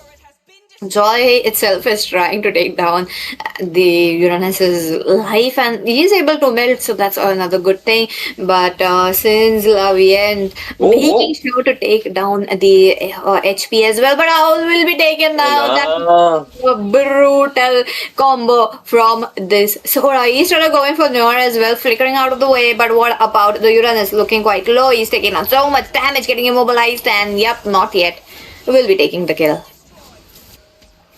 Yeah, I think they started off good, but then a little bit of overextension. Freya not being there means that they were already in a disadvantage position in terms of number. But now, even if Hilda's there, I don't think so. He can steal away the Lord, can he now? So I think that's a lot given to the side of Team Nightfang, of course. But the thing is, the number advantage definitely worked in favor of Nightfang, and a little bit of overcommitment by the side of Silly Monkey. They try to chase down the members, and that's where they split apart, which Nightfang definitely took advantage of, and you can see Howl completely got separated from the team, got chased down, taken down, and then no more Lord. But again, Freya 2v1 here. Is that a good call here, PG? Oh, look at them. They're trying to make sure that Freya is not going on alive, but he is able to, regain his HP from a bit of that. Takes down Wex. What a game. And he survives. Wow. Now that's something. Like, I was not expecting him to turn it around, but quite good. But now the Lord, that has to be dealt. Silly Monkey, what do they do? What are they going to do? There's been a manhunt going around. Sora misses up the combo, but Howl all alone 1v1 situation will be going down.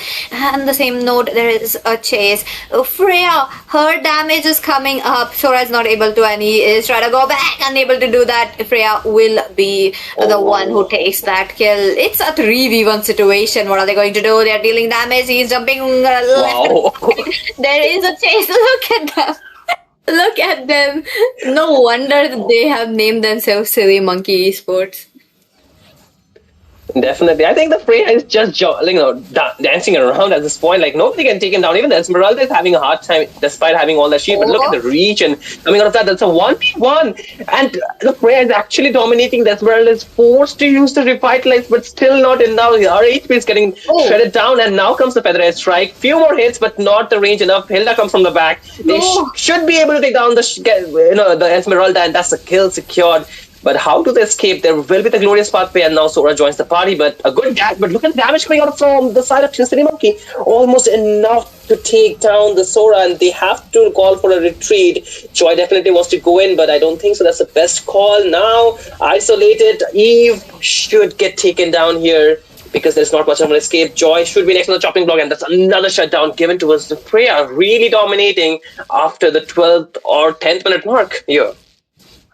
That's true. Look at them, Nightfang Esports. They are still on a bit of, trying to get into the tower as quickly as possible. But the Freya is unstoppable as of now. He's trying to go in for the high loss. Will he be able to get it or not? That will be Howl who takes up the kill. But there is damage coming up now. Farsa onto the back lanes. There is a Howl as well. There's turrets falling down. Freya, though, not stopping this time. That doesn't have a revitalize. Has to play it very, very safe. Silly Monkey Esports, they've really turned the game, despite the gold as well as the score is not in their favor. Yeah, definitely. I think the advantage has quite shifted for the side of Team Nightfang. Now they do not have the ball in their court anymore. The grass is not greener on their side, so they thought it was equal battle. But now, due to the itemization done by the side of Team Silly Monkey, they are good to go for this Lord. And despite that, Nightfang, they want to contest here. Ooh, let's see what will be the result given the fact that Lord's looking quite low. Susaka will be taken down. How picks up the kill and the Lord, but wait a minute, he's gonna go down. There is Freya on a chase for this Esmeralda. There's no revitalize for Devta. What is he going to do? His skills are helping him to get the movement speed, but for the high loss, what is it going to be? He's facing the Wrath. He's not getting it on, and it's unstoppable. The Lord's marching in. There's lots of minions coming in. Uranus also doing a god's job of taking down the turrets as quickly as possible. Now, the question is, will the Nexus be safe? Because it is Saints Low Wind just marking down the turret without minions. Look at that, this turret stopped the minions, but the left side is just open, and there you go. Silly Monkey Esports wins of the match. Oh my goodness. I think this is how you should execute a draft. You know that the early game was going to be bad.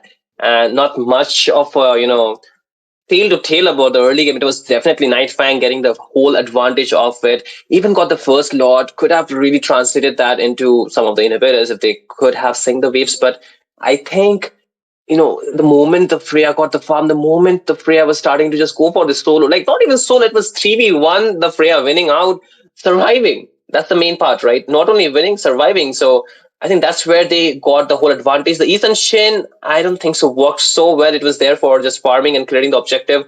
Did the work, but the Freya should be the standout member for this game, and a very good rotation by the rest of the team, of course.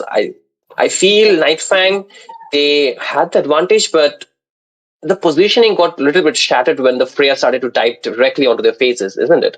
Yes, like the Freya continuously on their faces, and they did not matter if it was the Joy, it was the Sora, anyone she could find, she was just jumping. Yeah. That was absolutely a beast moment that Sinla went for that. But yup, 52% of the damage, crazy. Hats off, that is definitely an MVP worthy game for him. Yeah, I think you mentioned the fact that you have not seen the Freya Golden yet, right? Yeah. Now you have seen it. You see how it works, right? It's so good. And I feel this Freya definitely deserves to be in the banning section for good reasons, of course. There are some times when you cannot ban it, you have to take a choice.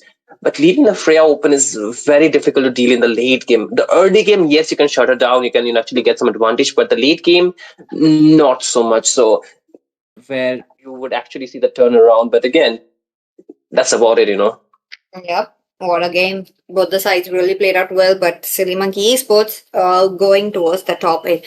Congratulations to the team. And with that, we are going in for a short break. Ladies and gentlemen, don't forget to subscribe. There are linked descriptions to join the Discord and everything. And also, let's not forget AOC for being our tech partner. Thank you so much. We'll be right back.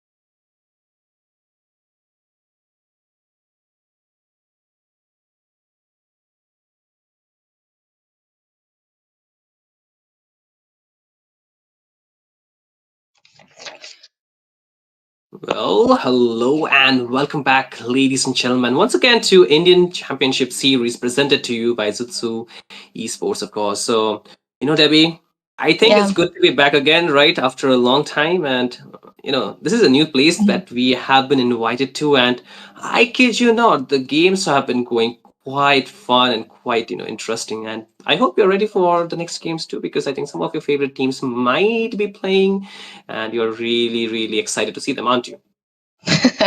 I'm definitely excited to see them here soon. And talking about it, the teams we have Metaru and Johan who will be going against each other in this knockout, in this best of one series, right? So, very, very crucial. You talked about my favorite teams. Yeah, I don't do it for anyone anymore because whenever I do that, Wow. yeah, something Wow. always goes wrong. There's always, there's always something. I'll not be saying anything to that because I have Mm-hmm. been part of that journey alongside you. But Uh-huh. I hope something good happens. Let's just do the thing which Mirko does. Mirkers, right? Mm. So let's support the other Yeah. team just for fun. I don't want the other Okay. team to lose either, but one Okay. team has to lose. It's the best of one, of course, at the end of the day. So only one chance. And I feel the draft is going to be very, very important about that Wow. draft, right? And Mhm. it starts off with the bans. So what do you think? Like the heroes on the banning section?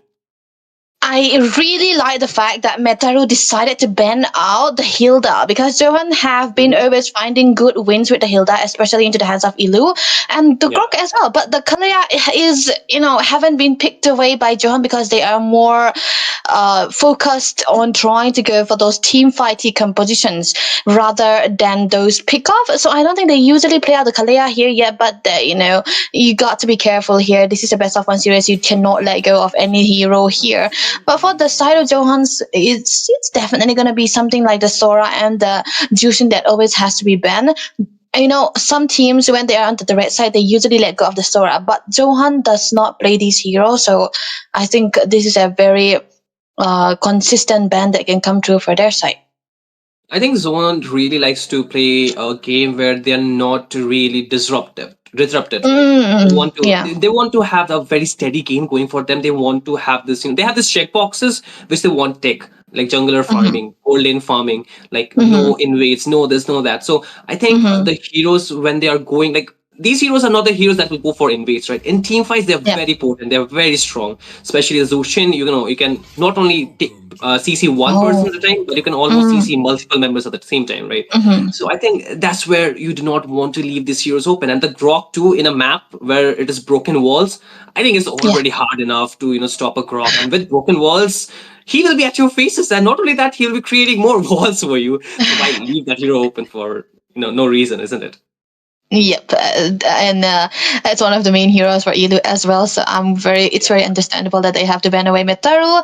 They did really good with this draft that they have been going on with them. 3 rumors went already, so now it's gonna be into the hands of Zohan whether what kind of hero that they want to let go. Because we do know that Blade does play the Leomord.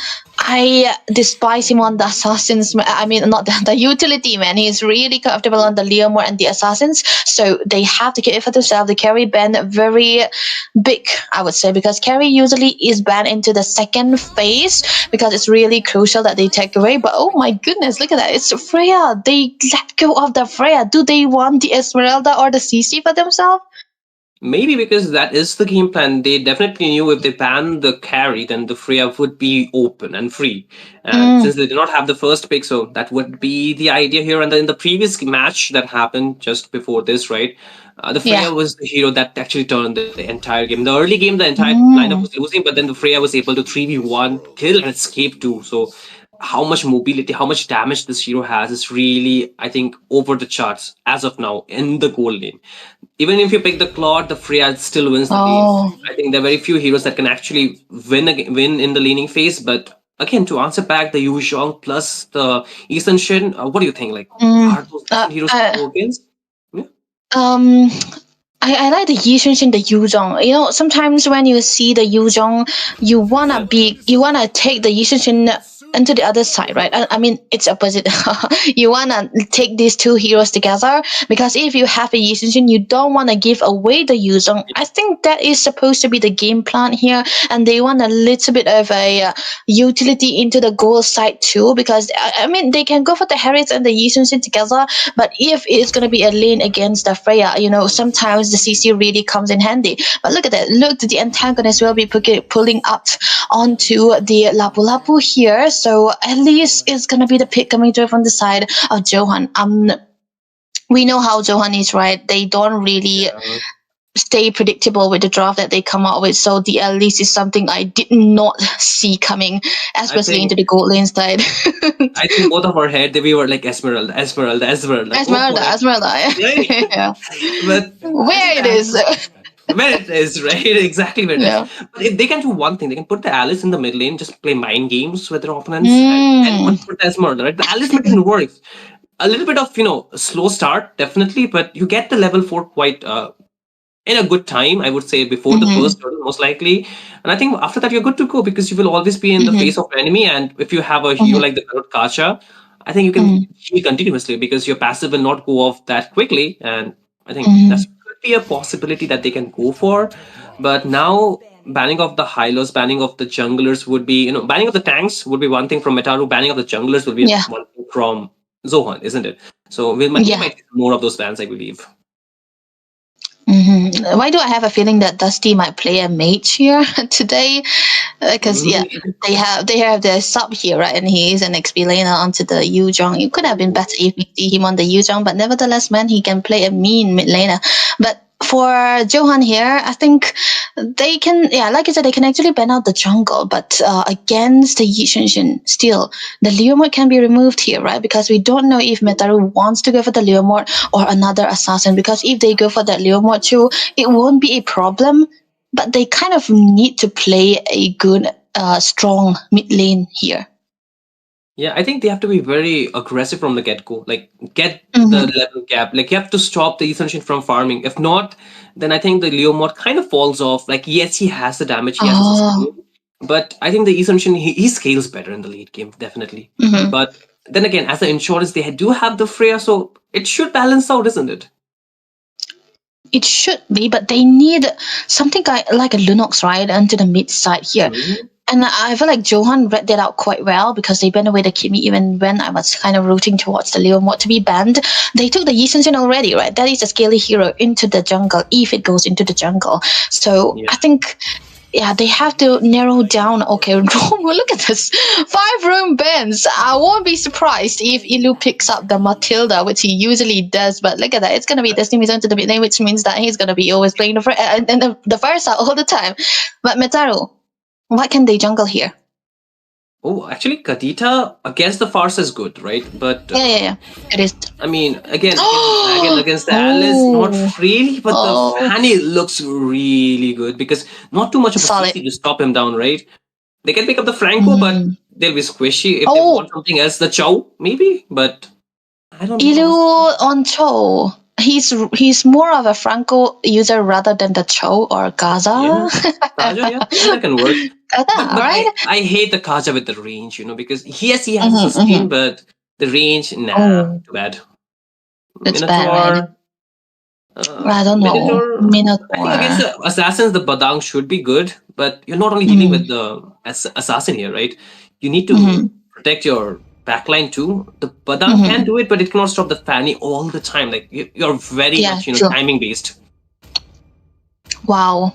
I mean, he should go for the Badang. Man, he could have gone for the Franco. But then again, there's always going to be a cancel coming through from good boy Joseph onto the Kadita, right? So he doesn't want to take chances. But this is a huge respect into the room here, man. I've never seen this kind of roam bans before, but we're going to be witnessing it now.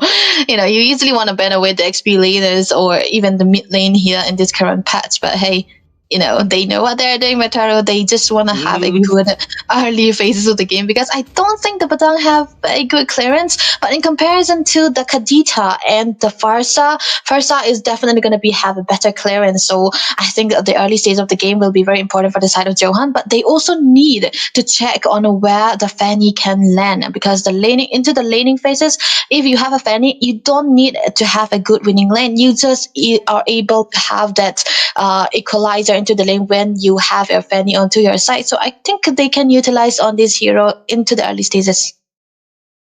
I think, yeah, as long as they can have quick rotation and they can cut off the, I think as long as they have the mid intel, the mid duo can give a lot of pressure into the jungle, the Fanny can do his work. If they can not choke down, but if they can actually, shred down the HP bar a little bit lower to 60%, then the Fanny can have a very easy time to just, cut throat on the map. So that could be the game plan, but then again, we'll see how it goes from here. As ladies and gentlemen, we are moving in for the game number 5 for day number 1 at the Indian Championship Series, presented to you by Zutsu Esports. And what better way than having Zohunt and Metaru play, because Debbie is here, so Debbie's favorite team is playing. I hope we do not Debbie tonight. But again, hey, that's the topic. But back to the game we go here, Debbie. The early game. What type of rotation would you want to see in the map? I would love to see them focusing a little bit more onto the XP lane side here, especially for Johan, because they have a Yuzhong, right? And against a Yuzhong, I mean, when you have a Yuzhong, you want to have your Yuzhong to be a level ahead into the lane. But look at the gold lane, though. Prime getting a little bit of solo here and there, because, of course, it is an Alice against Freya, which I've never seen before. This is a Mizo meta thing, man. They usually go for this unconventional start of the draft. Yeah, no matter how much you think you know them, they put out something out there and they cut you off guard. I think that's something, that's the beauty of these, players, of course. But I think in the early game, the Alice definitely suffers a bad game. But then again, the rotation should do the work. The flicker's still intact, not used. The dashes still enough to get out of the Badang's walls, which is pretty good. But then again, that's not the only thing they have to deal with. This Badang's life will be a lot harder than it already seems as it. The thing is, the Badang was the only choice that he could go for. It was either the Badang or the Franco, and you know what? They want to play it safer, so Lilu has to be very, very careful on what kind of stats he's really willing to make. Because into the early stages of the game, you kind of know that Badang really doesn't have that tankiness that you want onto Aroma in comparison to Gatot as well. So you need to have a good check onto the map. You cannot get caught. You cannot lower your HP, so you have to be available all the time here. The turtle is going to be up here though. Both of the teams are actually quite ready. You need Moana to get level 4 though for Johan. Yeah. Would you rather have the Badang go for the Thunderbelt or no? Like, do you think you go? I get scolded a lot when I play Badang roam with a Thunderbelt though. I would rather he go for the dominance first. Okay, fair enough. But then again, the turtle will be starting. You can see already Metaru will be the first one to start it off. But then again, the Feather Airstrike will be enough to chip some HP bars down from the Lapu. But then again, not the Feather Airstrike, but the Shard Residue really lowering the HP, forcing the Revitalize. But the Black Dragon in response to that is also baited out. But the Rough Waves could have been close. But then again, the Retribution should do the work. But I'm getting stuck here. But enough to get the level 4 at the right time. The stun connects and they will take down good boy Joseph. Fanny does want to do something, but now he's stuck in a no man's land against 4 members, and I think there is no escape from that. Zohunt takes 2 blood. He could have time very bad for Johan because of the set that can come through from the side of Ilu here. He could have been the one taken down, but the lack of damage coming through from Metaru kind of costed them all of that. But good thing though, it's going to be a free farm into the top lane for the side of Tizin here. He is a Freya after all, so if he have the items, especially the corrosion sides with the War Axe, is going to be ready. But Kyler... What? And then I think there should be a shutdown. Blades cannot escape the taunt plus the chain CC. Impossible to escape, of course. Then you have the Petrify on top of that, even if you miss all it down. So a good shutdown, isn't it? A good shutdown. That's typical of Blade to do that too. And top lane though, I think we might want to see a one-on-one situation, Prime. It's okay. It's okay. Ooh, it's okay. I mean, you know what? If he died right there, it could have been a lot worse for Johan. But hey, stun. The chosen one getting stuck, but I think he does have the AOG plus the Revitalize. Should not be too much of a problem. So I think just vision control. That's what they want for the teams. They are actually playing safe, but never mind. Oh, nah, they will try to engage on the chosen one. Oh. Then I think it's about time that he go back to the base once again. Once again, I think the Revitalize did not help him survive all the bursts coming through from the far side already too. And the fact that the Gatot is very, very weak against magic damage just kind of make a lot of sense why they want to engage on that. But wow, that was close. Cool. That was close, but now Thiessen is stuck between few members, but still have a dash to get out. But look at the turnaround. He's trying to go for a 1v1 against Prime, but he should know that he's not alone, should not really push it more than he should. Gets out, Fanny back in the back in the land. So Kyler, he's trying to get the cutthroat, but so far, he is not really that active around the map. We have already seen the first 5 minutes of the game, but the Fanny is not getting what he's looking for in the game, isn't it? That's right, and I think this is going to be becoming very bad for the side of Metaru here because you want to be as active as possible onto the Fanny here, and most of the time your target should have to be the first. Oh, Flicker! Oh, Flicker onto his Dusty Mizu, but the Wings by Wings will save him down, but Elo on the other and get taken down by good boy Joseph. Wow. Dusty still trying to run, but Kyler trying to chase him down. Now the Petrify comes him along with the Feather Airstrike, takes down Kyler, but oh no, Chosen One goes in with the AOC, will take down Dusty Mizu. He said not today, but onto the other hand, that Lapu Luke has to fall as well. But again, Blade got pressed out there. But then again, Chosen One cannot have enough damage to take him down. He's in his back near the purple buff. But then again, it seems like Chosen One, he will have to fall because 2 again 1, that's an unfavored number. But then again, he does not have the AOG anymore. But then again, he's trying to still survive it all. The Throne of the Ruins connect, but it's still not enough to stop him down. There comes the rough phase, but still not enough. Thiessen will get taken down. Quite a chase. But now Kyler comes down, takes down Y, and still they're not done yet. The turtle will be picked up by the side of Team Zohan, but still they have to trade off their EXP later. So gold laner for EXP here. Yeah, they are elongating the team fight as much as possible. For the side of Zohan, of course, they need to have a good trade out as well, but in this kind of team fights, they shouldn't have been staying in for so long because they're going to be trading out every time. But AOZ though,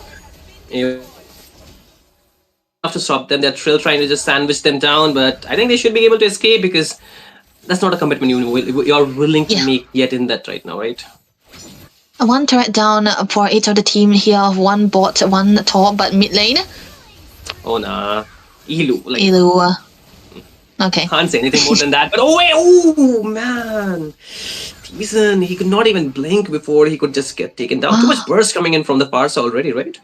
Yeah, I think this is definitely going to be better for the side of Johan right now here because even if they want to go for the engages, they have enough magic damage already. A burst like the Farsa really need a good setup. He's going to be far away and you will not be able to catch him on time. The artillery drops will be definitely going to be enough. Another kill into the mid lane side, but Prime, he's doing a lot for the team here, joining them away, just doing nothing.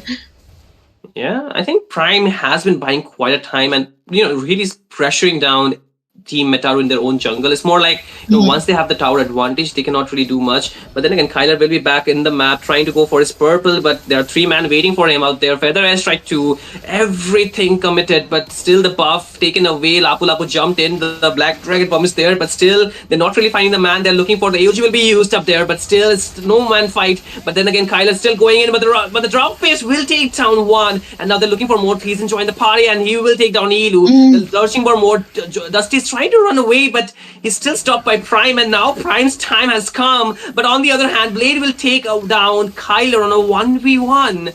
That's a Weezhan Shin winning against a Fanny, but still onto the mid lane. The Feather Airstrike is back from HP, and Prime going back in under the first tier, still trying to chase them down. He's not letting them recon, not letting them run.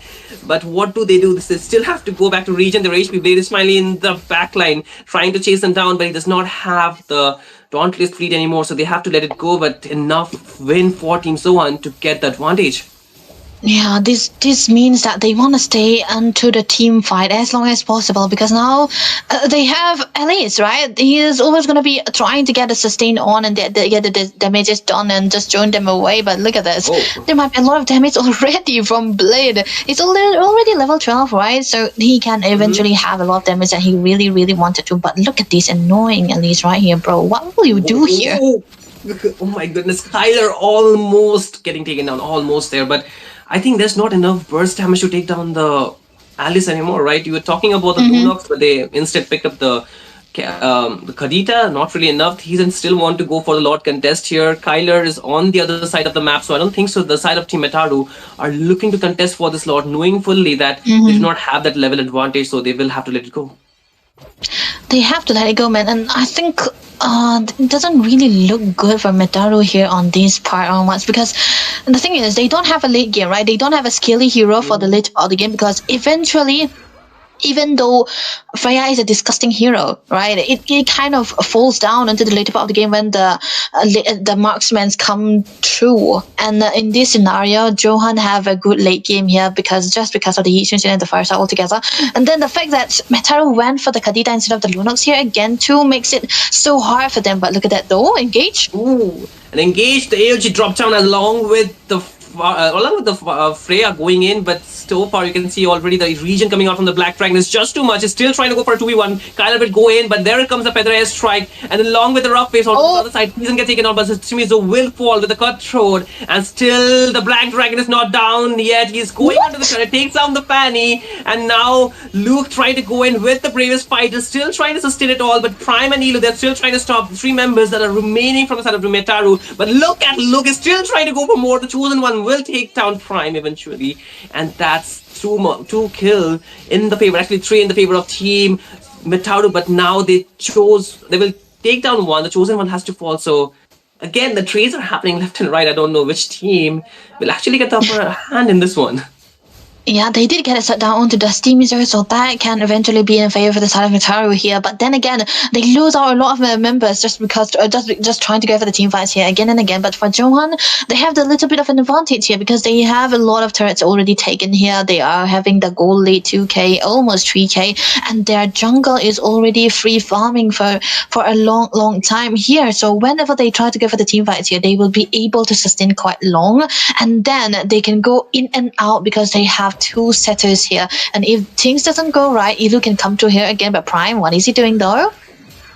He's trying to open up the map. That's all I will say. He doesn't really care at this point.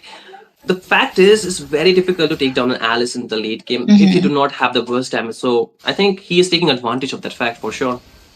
And there's no threat, right? There's no threat that can directly kill onto the elites as well as the Yuzong too, and not to mention the Badang too. And this is definitely going to be bad for the side of Metaru here. Already BOD for the Yi Xuanxin right now. Blade will be very, very strong onto the damage. They have a lot of AoE combination too. Now they can, for Zohan, they can actually play it slow. But the thing is, they need to have an answer to the long map plays being done by Kyrell onto the Fanny here. So he have to be doing all of those stuff here and try to separate Johan from each other so that they will be able to find a good opening to try to go in. But looking at the build so far, Prime already so tanky with the Queen's Wings that he already built up with the Brute Force too. He's going to have the damage with that. And the thing is, Blade already have the Endless Brittle too, so he's going to be dealing out a decent amount of damage and as well true damage on top of that, and he's going to be ready to go because the thing is, they have a lot of frontliners, right? And when he goes in, there's no one who can touch him there.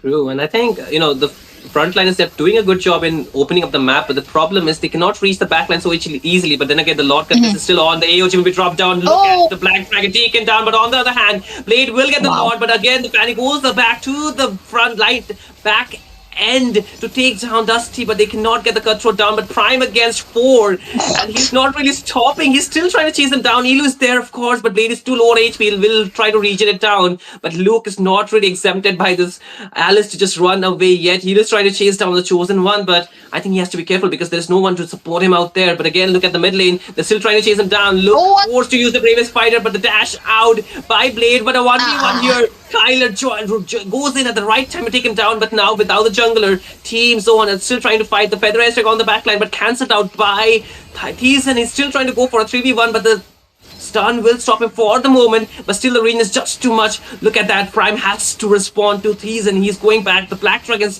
down from his off from his slumber, back again for action, but then again Prime still survives it all. Trail still goes through his all.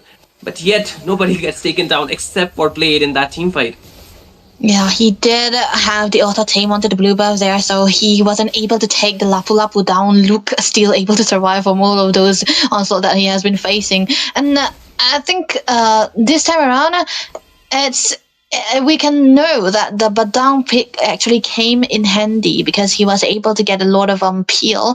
He wasn't letting the Fanny anywhere near the Farsa, right? And that means a lot to them because they need the Farsa to try to go for the damages here. They are dependent on the magic damage that they have right now because Blade's entrance is definitely gonna be late, very very late, and they need that Farsa to have a good setup for into this team fight too. And this is exactly what they are doing right now for Zohan. And the fact that Tizen wasn't able to have that damages on was what they wanted to go for here. And now we know that Prime, there's no one who can kill him. He's on the Brave Smite too, and that's definitely going to be extra sustenance that's going to be having right there. And even when he goes in, there's no threat whatsoever. The Kadita, he cannot really burst the allies at this point. True, I think the Alice is just too tanky. Even the Chosen One, he's giving some free passive towards him. The purple buffs taken away by the side of Team Zohan. And now Prime still trying to stall the members, going in with the Throne of the Ruins. But there's no one to follow up as under the turret, but still able to escape. The Feather is trying to zone the members down onto the mid lane. The Lord is not here yet. But Team Zohan, they're still trying to zone and force out the flickers, force out the resources as much as they can. They've already taken away a flicker from Thizen, so he needs to be tamed a little bit before, because if he goes too aggressive, then he can get punished as well. That's what we are waiting for here. But Blade, though, in a very, very weird position to try to go for a little bit of a flank. But I don't think even though you are very ahead, you cannot really go for solo kill onto a Fanny. Yeah, it's good that he has to go. But wait. Okay, never mind. I thought he got spotted out, but he did waste onto the Mountain Stalker there, right? So that's definitely something that Taru knows. But mid lane, I think they are contesting onto the blue buff again. Prime, he's like an Esmeralda that can die, right?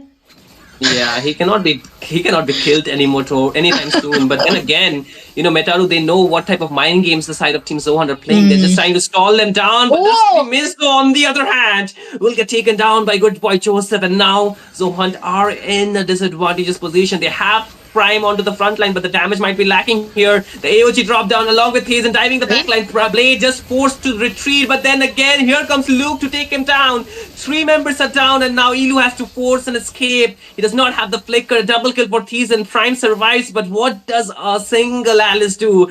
Will be a question, because if he turns this around, then that will be a tail to tail. But so far, Metaru, they have the clear advantage here in this lot.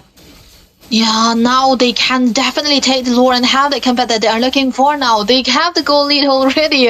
What a good pick off onto the Farsa, onto Dusty by good bot Joseph. That's definitely what they needed. They need to take out the Farsa first because it's going to be the main damage deal of that. And the fact that they completely ignore the Yeezus is definitely not the best case scenario for now. But Prime, he's still trying to go in. I think he's alone though.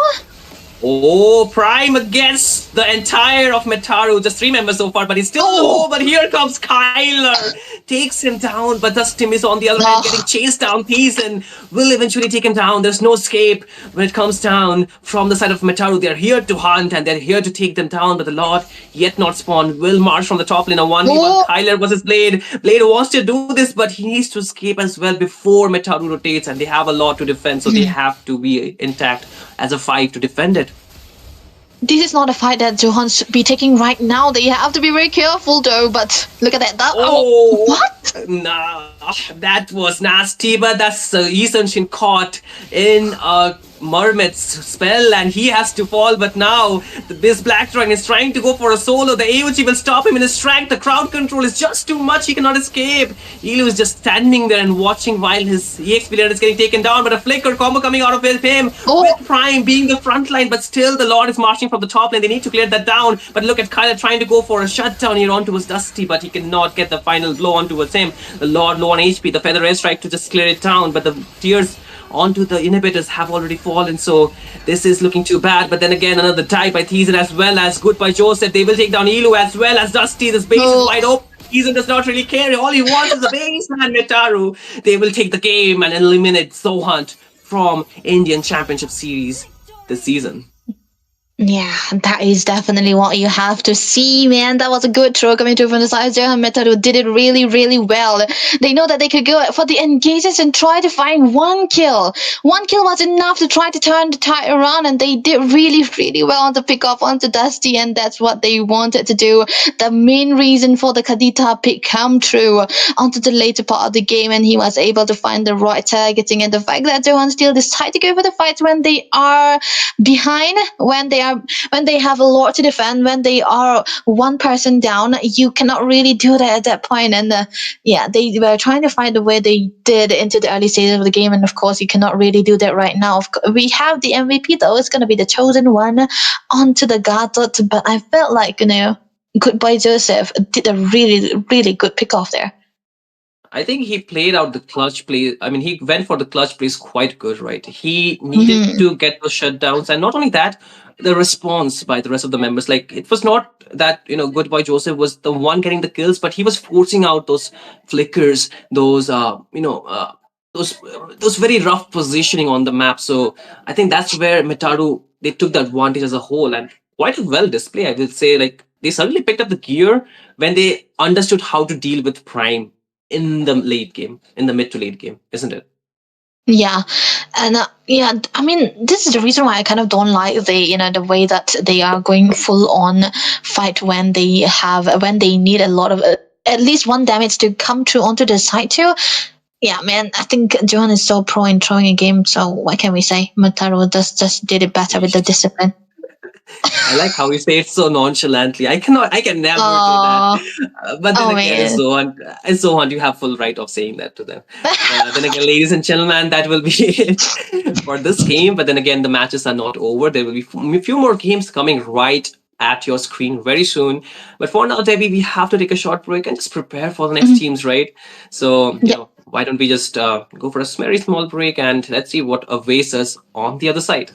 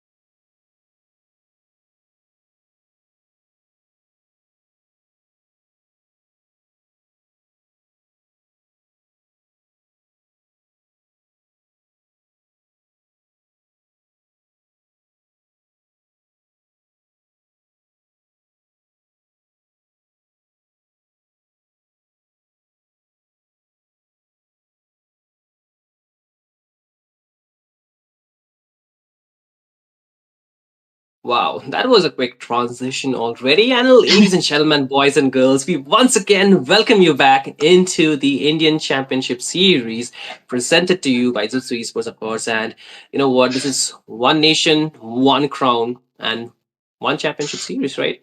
So, what's Yep. better way to see which team will actually be standing at the top in the season one, of course, because there are more events that will come in your plate very soon. But you gotta wait. You cannot have the dessert while you're not even tried the starters, right? So let's just get done with the starters here. And as we speak, we are already in this round, and we have seen the first 5 matches go along our way. Now the sixth match is here: Astral Reaper versus team Made in Assam.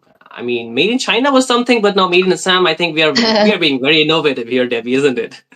Yeah, that's definitely brainy of them to come out with that too. But I want to see what they have in store for them for their own team here. So let's see how they will be able to bring it up, because Made in the Sam is a crazy name as well. I And see I some think IGNs. I see some IGNs. oh, Crazy indeed. all right, it's Jeez. crazy, man. We'll see though. But Change your wait. IGN. It's from red to green. I'm not gonna say anything more than that. Anyway, go on, please. Well, okay, now let's see the bands though coming through. It's gonna be the Yujong and the Sora, right? And now that means that maybe they want to set up for the Ascension. That can be a possibility. But onto the other side, Kiwi and Granger ban. What do you feel about the Granger ban? Quite peculiar, I would say, unless it is a target ban, isn't it? We do not get to see Ranger being banned very often. Maybe the idea is to actually get something with a shorter range to get some more, leaning done, something that can actually build advantage around. But then again, the Fredrin is a good ban, I would say, in this patch, because this is a dangerous grass map, and you would not want to let go of that hero pretty easily. But while you're searching for these heroes, you will let go of one hero, which almost most of the time goes under your radar. Zushin. Dushan. Very, very troublesome hero to give, honestly. It's always a crime to let go of this hero, but I feel like they do understand that they can try to counter the situation with the far side if they have a good laning phase onto the red side here. So they can definitely go for that too. But hey, there's so many good heroes that hasn't been picked up, right? Like the Kalea, the Grog, the Hilda. But hey, Eve will work here, so they need a combination. Lapu not bad. But now for Esmeralda? the side of TCS, yeah, it can become an Please Esmeralda pick up the very Esmeralda. easily. Yeah, there's two steals here. Therefore, there we go. Yeah, finally. Don't be Finally. Zoant. Don't be Zoant. Don't be Johan. Yes, exactly. I'm sorry, man. I'm sorry. I'm just kidding, man. But then again, I think it's a very good counter coming along the way. But yeah, uh, prioritizing the Wow. carry over the Claude against the Eve. I would rather like the Claude here. I think it works The much. Claude, it works much better. The Claude works much better against the Eve. The carry does really need to go closer, and the Eve have a better range than any other hero. Except for the first out here. So the carry could eventually struggle, but if they have a good setup for the team here, if they have a good frontliner, especially into the room, they can eventually work it out well here. But for this side though, Baxia could be good, but Baxia against an Eve and a carry together, I don't think so. You need an assassin here in this combination to try to pick it up, and nevertheless, they're gonna be picking up the Basha. Maybe it can be room, just saying. It can be Rome, but I'm not too. No, it's not a Rome anymore. I don't think so. So I am not a big fan of the Baxia jungle, honestly, because Yeah. in this particular case, of course, like it's a good Mhm. hero, not saying that otherwise, but in this case, there is just one hero that you're trying to counter. That will be the Esmeralda. The Zushin will make it very difficult for you to just land your skills easily, or even trying to run away with your shield unity. And on Yep. top of that, carry, like you mentioned, very difficult to get out of. So I would rather if you pick up the Hylos instead of the Baxia, because I think that works Yeah. really well with the Eve. Could have been really good to even stop the or force out the Zushin to use the Crimson Beacon. That could have been a way to go, but then again, I like you mentioned, maybe something better, but it's okay. We'll see, how they can actually draft here, because some of the teams, I think their comfort picks can sometimes work better than the actual meta. At least Yeah. at this part of the scene where we are looking at a very good transition of a lot of players Mm. coming from different sources and joining the game. And I think there are different ideas that might work, which we have not yet known of, right? Mm. But yeah, this is why it kind of gave us a different kind of Perspective, yeah. predictions, right? Yeah, Yeah. we don't usually can't tell where it's gonna be, who is gonna be brought up here, because there's also many people who's very comfortable on each of their own heroes, and they draft for that better. And I think now it's very understandable why TCS here onto the other side, they banned away two possible gold lane heroes. They try to narrow down the amount of gold laners that can come through from the other side. Very, very good here. But the thing is, the carry kind of melts everyone and is able to win in lane against anyone but the Granger in this current patch, because of the fighter emblem that she has going on. She's very tanky, so with the range that the Granger have, it's kind of easy to play against it. But the Kaza coming here, so it's going to be a jungle boxer and a Kaza roam, but there's no direct burst that the Kaza can Mhm. play together with, right? It has to Yeah. be either the Beatrix, right? But I don't know if they want to play the Beatrix here in this meta.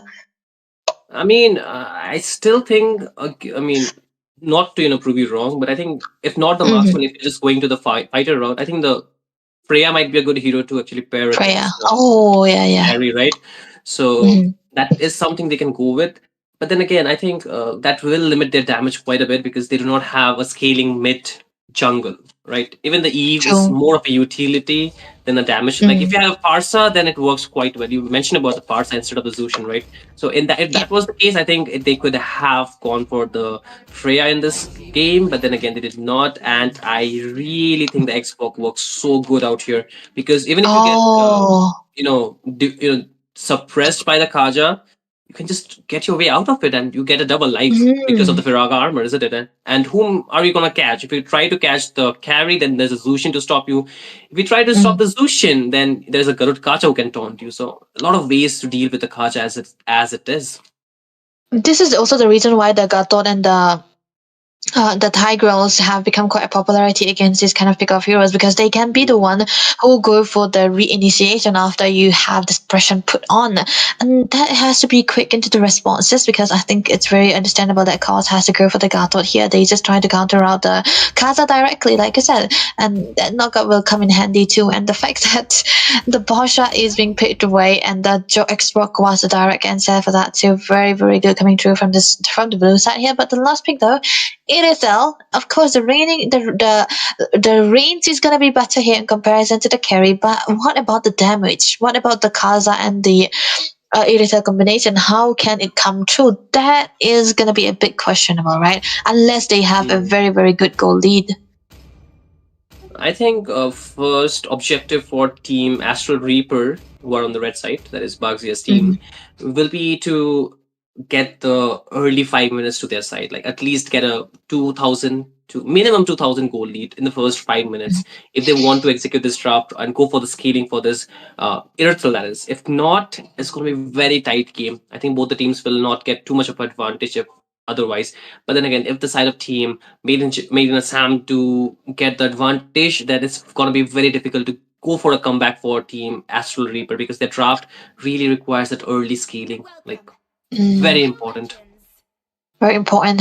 And here we go. Let's see how it goes here, because this is going to be a direct counter into the jungle for the side of TCS. I mean, which is going to be better for them, right? Because they have 2 damage into the early stage of the game. So let's see how this best of 1 series will be going on for their side right now. Because talking about this, man, they need to have a good winning lane for the side of Astral, right?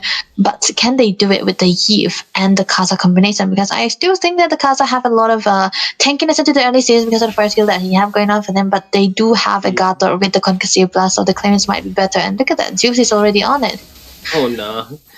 I would rather have a Kaja go for the invade, because with his first skill and his passive, he can easily steal away the boss. Like that's something. But oh wait, the Zushin forced to break her already, Ooh. and that's very good turnaround. I think the early damage with the Eve can shred your HP quite easily, but then again, gold lane is quite the same story, right? The carry will have a little bit slight upper hand, I would say, compared to the Erythral because she's item dependent and, like I mentioned, scaling very important. And the tankiness that the carry also have is definitely going to be coming in handy into the laning phases too. But the fact that Astral Reaper actually are able to find a good start into the mid lane, even though it looked a little bad for them, it's going to be they're gonna have that advantage now. They have to have a control onto those map here. Try to not give away any possible position of their jungle too. And the fact that they're gonna be having a bit of a problem into the XP lane side, it is gonna be very, very necessary that they have a good winning mid lane here so that they'll be able to rotate a little bit faster. Level 4 is what's actually required for both of the both of the XP laners here. And I don't think they'll be here anytime soon because the mid, they did not decide to rotate onto the XP, which they usually go for. But then again, level 4 first, and they will be able to set up for the turtle here. Yeah, no flicker for this Zushin for sure, and not even a flicker for him. So he has to fall. First blood drawn by the tornado here, but he has to fall. I think the damage will be enough with the Xbox joining the party, of course. But now in no man's land, stuck Sky. He will take down one, but it's got to be a double kill for Kenpachi as they take down the jungler. But here comes Lapu Lapu. Babu, it's not your Shona today, but he will still try to go in for your. I'm just kidding. The Babu Shona is a joke. But then again, Esmeralda is still trying to run away. That was me talking to myself, guys, so don't worry about that thing. It's still going on, but nobody takes down the turtle here. Yeah, they're just trying to go for the fight, a little bit of a pick-off, and then it kind of became an equalizer here for a 2-2 onto the score here. A little bit of a goalie for the side of me is Assam. They're all the way from Guwahati, I presume, and this means that they will be able to set up for the turtle right now. Level 5 already for Kenpachi onto the Esmeralda was going to be giving them a little bit of a lead here. Look at that, though. VV take the turtle, but here's the last insanity. Babu still trying to stop the forces with his bravest fighter, but he will be picked up, taken down. Carry with the shred. Moba will take down Kenpachi. He was stuck in a very tight spot, but Sky too has to get shredded down by this carry, who just picked up 2 kills of that team fight. Will get a lot of gold just by joining it, but same thing for this Erythral as well. Existence, trying to make his existence relevant in the top lane by getting all that gold. Yeah, I think the gold plating is necessary for him because the carry already got 2 kills already, and the turtle too on top of that. Why, man? And now, and now they will be able to have the goalie, right? The Trinity is definitely necessary. Yeah. The Xbox just picked up the Sky Piercer. More true damage. That's why. True damage, and I burst, dare I say, because that's gonna be the executioner, right, for the last hit onto the members when they are able to go for the fights. And the fact that he was able to have good level lead, level 7 already for the Xbox, and just level 5 for the Bastion. That's not a good scenario here, because Sky, he's gonna have to be careful whenever he spots the Xbox into his face, because that's gonna be a bursty one. But bot lane. Oh nah, Babu still trying to run away. Has to burn that bravest fighter, but at least he did not have to burn anything more like the spell, the flicker, right? So he still hold on to his life, still a lane that he can defend for now. No minions, so they will not get any kind of gold plating. But then again, look at the Xbox trying to chase down Moba, forces that flicker, last insanity used. Whoa! Does have that Sky Piercer will take that kill away, still trying to escape. Nobody to chase him down, but then again, a good separation happening in that team fight made in the Sam made that look very easily done. Yeah, there was a good stack onto the Sky Piercer right now, but top lane? Oh nah, seems too bad for why man, and he might be questioning why me, man. And that's two member taking him down for now. Yeah, they might try to go for the re-engage show here, but Zeus might be lucky onto the damages here, trying to go for the lantern flare, unable to find anything out there, but the turtle is gonna be up here. They try to go for the stab because the thing is, even though they lose out onto their goat laner, they do have a good level lead onto their jungle, and I don't think Sky have the guts to try to contest onto that, because I don't think he will be winning onto the retribution as well. And there we go, Awiwi onto the second turtle. He'll be able to take it down, which means that they will be able to have a good goal lead. 1k is what they want. An early change into the lane though. Yeah, I think they're just trying to keep it safe. But again, the last insanity not really connecting onto the two low HP target members. But then again, Bugsy are trying to chase him down. The Divine Judgment will bring him back. KVV will have to fall. But then again, the Lantern Flare will bring back two members, but nobody to shut them down. The carry is low on HP onto the bot lane. A 1v1 still going on, but I think he can turn it around. The AOG it drops in next at the last time. But the kill will go on towards Cause. And that's a shutdown still value for Team Maiden and Sam. Yeah, that was definitely a good shutdown here. They want to focus onto the bottom lane now. Good Sam is coming through for that too. They're just joining them away. But the top lane is what they should also focus on here, because this means that Existent have a good free and a good farm here. He might be able to take out the turret though. That's going to be the composition that they want. No one rotating on one top for the side of Maiden and Sam. So the game is actually pretty much 50-50. It's going to be dependent on how their goal laner performs here. And yeah, that's when you talk about your goal laner, the late game is what they want to talked about, they want to focus on. So yeah, Existent, he has to be fast to try to go back, but he still have the turret, so definitely going to be okay for him. I want to see what he already built up though. Like, I think the builds will be very important. Oh, there you go. Okay, that's going to be the Windtalker first build. He's going to be needing a range though, and at least 2 items more for the damage. But now a Weeby though. Oh, gets his Ipiragama burnt down, but then again, Sky stuck in a very tight spot. Will get taken down by Kenpachi. It seems like Maiden Sam has separated this Kaja all by himself, picked up, turret taken down, nowhere to escape, has to fall with the Sky Piercer on towards VV, but onto the other end, you can see this Lapu Lapu going for the push, not really thinking that he needs to just join the team fight because turret, more value, kill, doesn't really matter.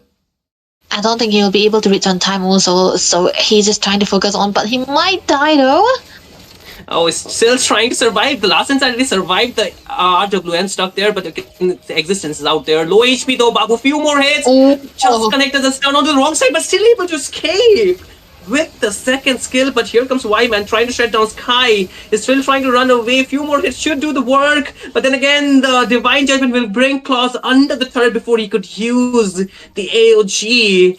And that's a shutdown right before the third turtle, but still the advantage into the side of Team Maiden and Sam. They still will get that third turtle, 3-0 turtle in favor of them. But then again, another fight, last insanity used up, no Pirag armor, no immortality. VV falls down, but still the side of Maiden and Sam, they're trying to run away, but look at Astral. They're trying to chase it down under the turret, doesn't really care, takes 2 men down, but they will lose the Tornado, but that's a roamer, still a value, the AOG back up, and the Mage is stuck under the tail, but no more follow-up damage, so they will walk out quite easily. Team Astral X Reaper, even though losing the turtle, gets a little bit of advantage on the map. Yeah, they shouldn't have tried to go for the fight for Maiden and Sam. They can just try to go back and get the farm in, because if they go, because when they have the turtle, they were actually pretty low already, and they lost 1 member down, and you cannot really go for the engages onto this, and they kind of made a blunder there, because now they are equalizing onto the goal. Even though 1k is a goal lead that they have, it's not going to be much, but Warwick's already built away by a Weeby here, so he's going to be a little bit tanky than before. A lot of 2 damage onto his hands as well. But for the side of Existence, he already got the Hask Claws, which means that he got the damages, he got the movement, he got the lifesteal, and he's not gonna be easy to take down. And the fact that Maiden Assam does not really have a dive that can burst him down is definitely gonna be hard to them quite a lot. But then again, Y-Man is also there, right? He's gonna be needing that the Trinity as well as the Wind of Nature that can come in handy for them and try to take Existence down. But you know what? That's gonna be taking a lot of their time. A longer minute is what we're gonna be seeing here. This game is not gonna be an early end. Yeah, definitely. I think this is a very slow team fight draft both the teams have gone for. So they need time to shut them down. Even though there's a carry, but the targets are quite congested in sometimes. And even if you get a very good shred, I think the damage will not be enough. First, because there's a RWM to really slow you down and even give you enough damage, and then there's the Bravest Fighter to dive on your face. So as a carry with limited range, it's going to be very difficult. But then again, that's where the AOG will come in play. So that's the work of this Esmeralda as well as the even the Garud Kacha to just stall the enemy, just to keep them separated from the team fight. But what they are really not doing right now is stopping this Irithel from free farming. 204 is the KD, and she's just free farming on the top lane, but the Lord might just get taken under the noses of Team Astral Reaper while they're still trying to contest. Sky tried to go in but could not get that Lord. on time, even could not use the retribution, but still you can see Astral Reaper, they're looking a bit desperate to have an answer back, but they did in fact get the top tier 2, so a little bit value added. But then again, with the Lord defense, I think this time that they should be making a good call for the next team fight. You know, the fact that they have been consistently giving away the good farm into the hands of Existence again and again and not focusing onto the lane might eventually be the downfall here. He already got 3 items, Berserker already under his hands, which means that he got the damages in and he have more items than the carry, than the Y-Man. And mid lane though? Ooh, just burst down like that. The flicker baited out of Moba though. But then again, it seems like Sky might be stuck there. True damage will take him down. Double kill for a VV. Third might on the chopping block. Could have been Tornado, but able to get out with the flicker. Survives for now, but look at Existence. He's just trying to wait for a flank, but then again, the Lord is marching down. He needs to recall on time before it's too late and the base is gone. But one good thing for Astral Reaper is the fact that their holy defense is up, so the Lord will get just easily cleared. But oh wait, Existence going all by himself. It's not a good call. He's getting really low on HP. The RWM stuck them low under that box, but still nobody gets taken down. This should be a comfortable defense, I believe. Yes, it is. Astral Reaper still have a chance to breathe. You know, the thing is, if Existence was there into their mid fight there, it could have been a whole lot better. They wouldn't have lost onto the turret as well. But the thing is, they are still able to give out the inhibitors, right? So that's definitely going to be an okay formation. But still, Existence, he got the malefic gun now, which means he's gonna be having the range and the penetration, right? And that is definitely gonna be what they needed here. Now it's gonna be very, very green light of Astral Reaper to go for a fight. Even if they have a good divine judgment onto the tankier member, I think they are ready to burst it down because Existence has been, very good on the farm, consistently farming the side lanes, and Made in Assam has been giving him good farm, and they need to shut him down at least once if they want to win out onto this game. Because the thing is that we are going into the later part of the game, and of course the carry does not really have the range that the Iritel have, and he's been low onto the goal in comparison to the Iritel too. So Made in Assam, they need to do something out here. I think, along with the Erythral, they also have the Eve. So tank members, they can get shredded. I mean, at least melted down because the Eve can work well as well. So that combination should do them good. But then again, they need to wait for the flickers to be back up because if they do not have the flicker, that really makes them a very easy target with the AOG and even with the Last Insanity, right? So they need to have the spells ready. They need to have everything ready, and it's ready at the perfect time right before the Lord will spawn up. And I think Made in Assam will be the first one to actually start it down and force Team Astral Reaper to actually commit their calls or their skills as much as they can. So that could be a very psychological play coming in this team fight. The thing is, it's kind of funny because Made in Assam can take any Lord that they want in Astral Reaper. They will be like, yeah, we can defend as long as we want. We have Iritel, we have a Neve, and you can do anything you want, and the Lord is just going to be giving us gold, but never mind, AOG. AOG onto the backline. They want to take this fight, but on the other end, Erythral is still trying to push. But look at Babu still trying to stop the recall. The Lantern Flare will bring him up down, but Vyman will take him down. Erythral just going in all by herself, still trying to run it down. The AOG is no more available, but the Immortality will be getting taken down, but then again, Tornado trying to stop them on their track just to keep their goal laner safe. Will be able to do so, but then again, they lost 2 members down without Made in Assam losing anyone, but the Esmeralda is not letting this Erythral run away, but that Erythral will take down Zeus. That is the CC, no, not the CC, but that's a Zushin being taken down, but Sky still trying to be the front line while Avivi will take down the Lord, but I think Sky might be stuck in a very bad spot. Gets melted down, and with that, 3 members are gone from the side of Team Astral Reaper. The fact that the lanes are in favor for the side of Astral Reaper instead of Made in Assam is kind of ironic because they're the one who actually took the Lord, and yeah, they kind of needed this Lord as well. And the fact that Existent is still surviving after doing everything that he did right there, very, very nasty. I mean, he could have been a little bit earlier into those team fights where he could have had the damages in and tried to go for those team fights as well as much as possible, because Babu, he's been going in, right? But the fact that he's not that tanky, he's got taken down quite easily most of the time again, and there's no way he was able to sustain all of those damages coming already for the side of Made in Assam. Made it a little bit harder for Existence to have his own shining time, but now they can actually defend onto the Lord yet again if they make no mistakes. I definitely believe that could be the possibility, but then again, the flicker will be up from Moba, so he should be safe for now. But the problem is the Kaja without the flicker will be a very much of a big deal. But then again, the AOG will drop down on the backline. Their target is existence, but they will still try to go for all in fight here. The last things are being used, but still not enough to take it down. But again, a VV will take down Sky on the other end. But then again, look at Babu. He will find a shutdown onto us a VV. But then again, existence just fading onto the backline. So is Y Man. But then again, Y Man is just having the better time. He will get a double kill, but then again, he gets shut down as well. Double kill for Boba too. So the side of Team Astral Reaper, they lost 3, but the more damage will be on the side of Team Maiden and Sam. They lost 4 while still trying to push the Lord.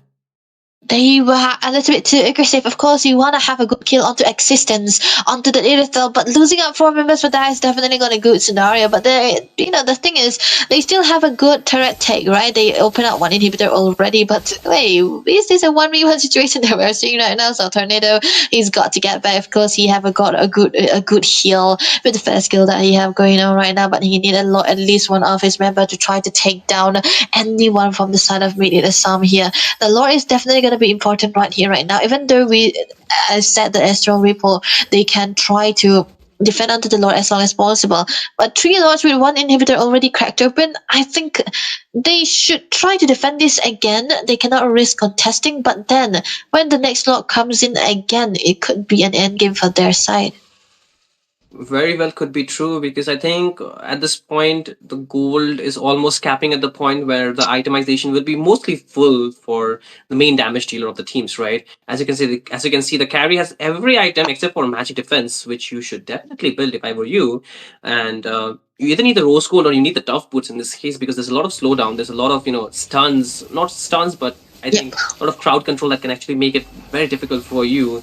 But then again, the Eve just picked up the Winter Crown. I think that can work in their favor. But this Lord, again, zoned out. Made in Assam, they don't want them to take it down. But Zeus gets fallen down while the side of Team Made in Assam still secure the Lord. But is this a fight? You still want to take Astral Reaper because you have to defend the Lord. The advantage might just get shifted. So they are backing off for now. So what do you think of the itemization though? Yeah, I think definitely nothing out of the blue here. But the thing is, you got the Ice Queen into the hands of the Esmeralda. Party trying to slow them down, trying to get out the damages done also, and the fact that it's actually a brute force for Zeus. He thinks he's Jay, man. I'm joking. That can eventually come in handy for them, because the stacks is definitely going to be hitting the adaptive attack that it provides right onto the brute force. I think it works really well, and the Zeus can be a little bit tanky here. But now we can see that Oracle is also built up for the Lapu Lapu, right? And he is going to be having a lot of seal here. The thing is, he get bursted down no matter what he tries. So whatever the thing is, it should be Sky who goes in rather than Babu this time around. And Tornado, he need to have find a good pick off either onto Wyman or Zeus. Even Kenpachi can work, but hey, look at that though. Tornado stuck in a Batman. Oh, the last Insanity just on the wrong side. Can it find him? No, it doesn't. But the AOG will get over before it could take down the Piragam. Not the Piragam, but the Immortality. It is over now. But look at Babu able to get out with the Flicker. But then again, Sky is stuck there against 4 members, getting shredded down. But then again, Tornado is trying to free it, but he gets pushed in. But again, Existence is trying to do the same. But then it's a trade of 1 for 1. Actually, 2 for 1. Then again, another kill here. And now they're driving all in. Wyman just free hitting now. I've been saying the word free hitting because he has been quite easily. He's making it look very easy, but low on HP. They will get taken down. But Booba, can he just defend this one? Because one more hit should do the work onto us. A VV. Kenpachi is low as well, but the death timers are a bit disadvantageous for Team Astral Reaper, so it's just going to be Booba defending it. Even though it's just Boba, I think he can actually go in. What? Boba? Oh. He might be Booba, but his still has not Duba yet. You can still see he's just keeping the heart of Team Astral Reaper in this game alive. And he will be the sole member to defend it. Kenpachi does not dare to just go near him because he knows the damage will be enough to take him down before he can even close down. So it's a defense made by Team Astral Reaper. I think he could have killed Boba there if he tried to go in, because he also have immortality, right? There's nothing to be scared of for Kenpachi, but yeah, you need to have a good read onto the timer too, of course. It was only Sky who was going to be up there, but then again, they need to have a bit faster decision making when they go for the lore, because Okay. those kind of engages is not necessary. Of course, Awiwi did a really good job in the way he was trying to flank around from the back side, right? But he wasn't able to catch anyone with the last insanity. Could have been much better for them. But this lot right now, though, it should be contested by Astral Reaper, or else it could be an end game for them. And Evolve Lord, by the way, 20 minutes already. Yeah, I think they have been giving a lot of leeway for Made in Assam and not really contesting this slot. They're getting zoned out because they're clumped up together, right? If they just try Yeah. to split the team fight, then they can actually go very well. But then again, clumping up together might be very bad. But then again, the RWM stuck in Zeus will fall in the damage of existence. But the low HP, look at that. Last stun is still not being used, but now it is finally off. The stun will connect. But then again, Babu gets taken down, but should be a hit again. Existence find it down.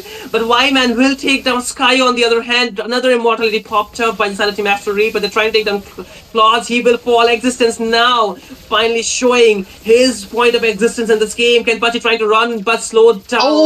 With that, he will lose that immortality. Still trying to just survive on the shield he can get, but then again, not enough. The minions needs to get cleared. Astral Reaper have to respond, but the Lord still untaken by either of the team. There should be one more chance for the side of made in the Sun to come back again, but just because of the lane advantage that they have, they are still into this game. Because even though Astral Ripple, they are actually behind onto the goal, onto the inhibitors, onto the turrets, they are the one who eventually had the better damages, more into the hands of existence. Right now they'll be trying to take on the Lord here, even though Sky is nowhere near yet. We will be coming early on time. This might be a contest whatsoever, but I don't think they dare go anywhere near existence, because this dude is hitting like a tractor already. He got the damages in, and there we go. That's gonna be their Evolve Lord. First Lord, right, for them? Yeah, the first Lord. And they got evolved.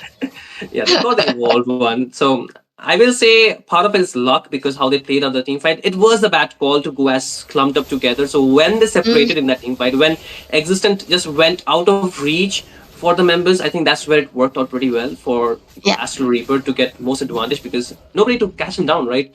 And the only strong crowd control would be the displacement by the Zuxin. Apart from that, the AOG, right, or the Taunt. But then again, not the hit Existence in the team fight. Even if it did, I would say the Purify is there. So now with the Lord, I think it could be a very good advantage.